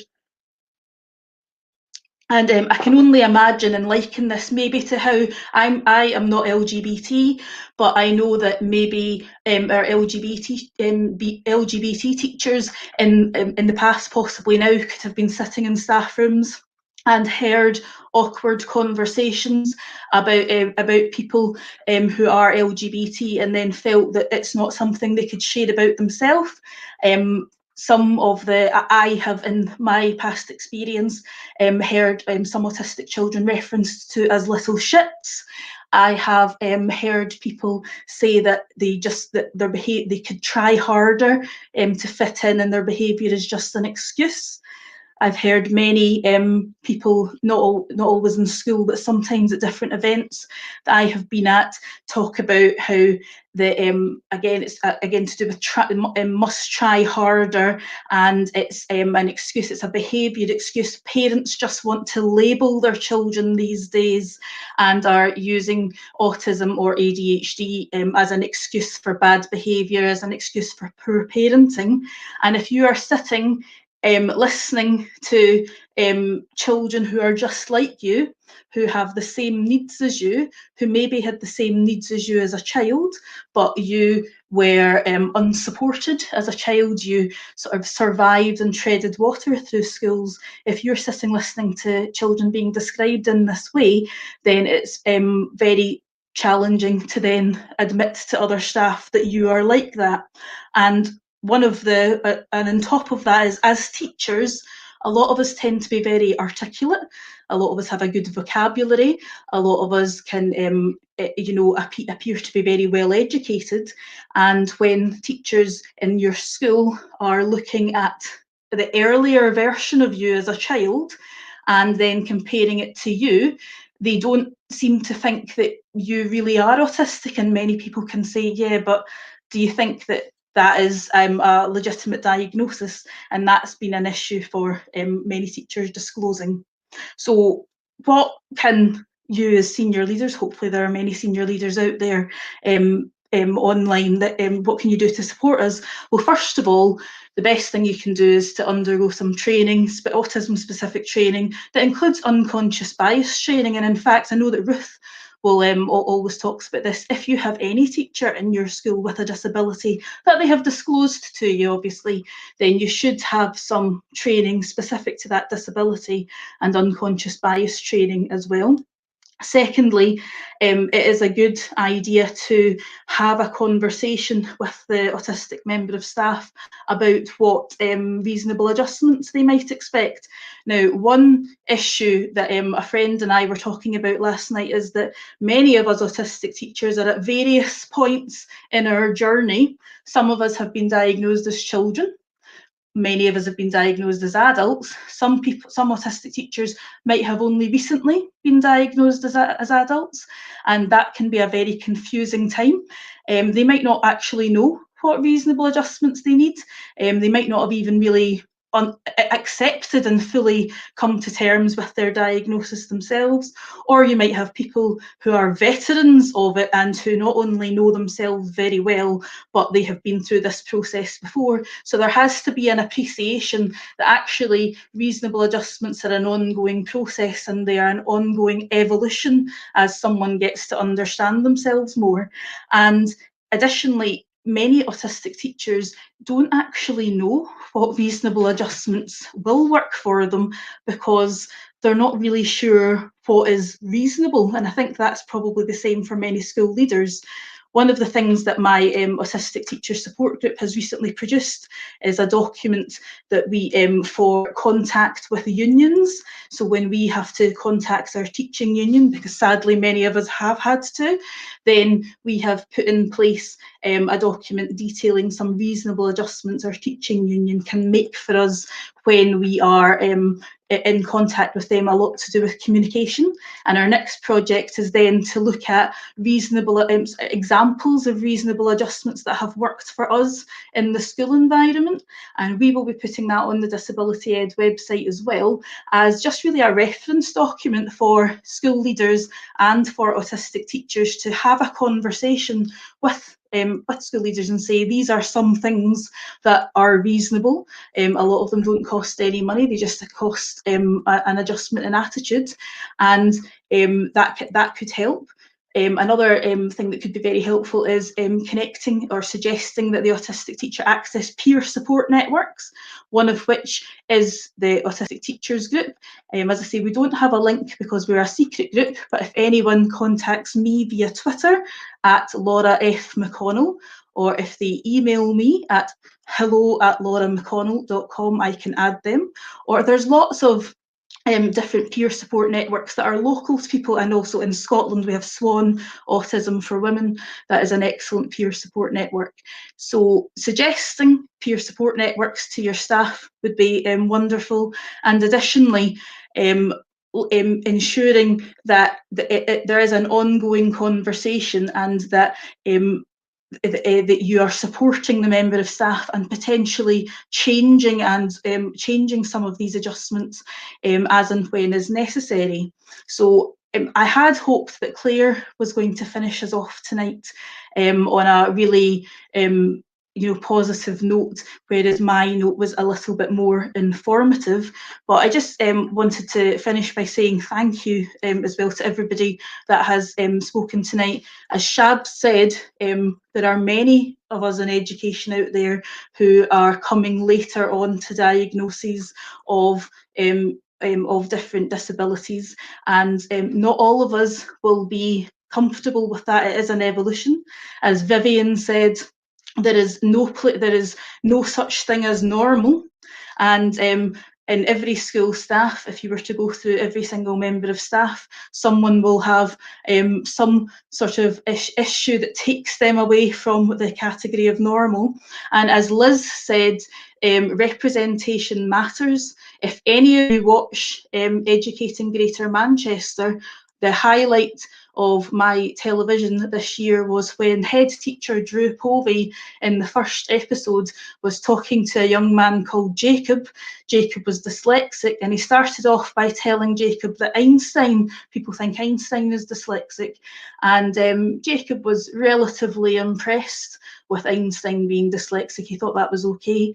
But the second that Drew Povey told Jacob that he was also dyslexic, that child's face lit up, because the man in front of him, the teacher in front of him, the head teacher in front of him was just like him. And I have had that experience with children.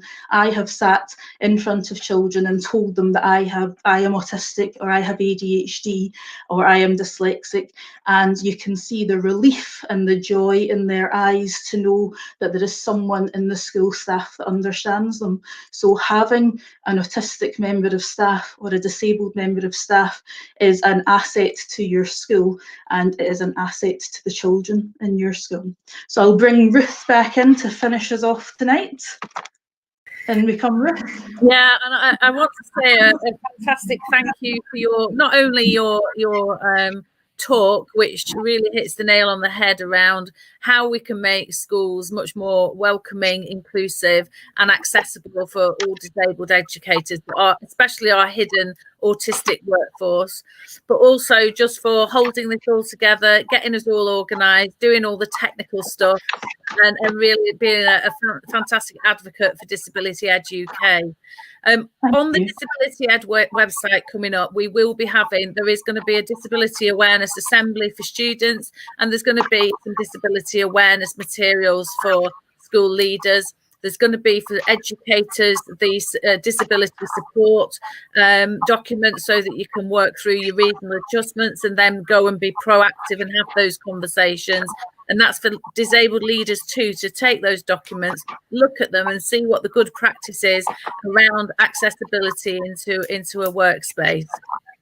It has been fantastic today to hear everybody speak so passionately about what they feel, but it's also sad that we have to look at experiences, particularly of children in schools, that have the labelling and have the negative connotations, whether it's around their behaviour, whether it's around their value, to adults who then have to continue fighting on for the rights of everybody. We will change it, but we have to embrace it, let children know that we are disabled, and actually all that means is we live our life a little bit differently at times, but on the inside we are as aspirational, as valuable, and as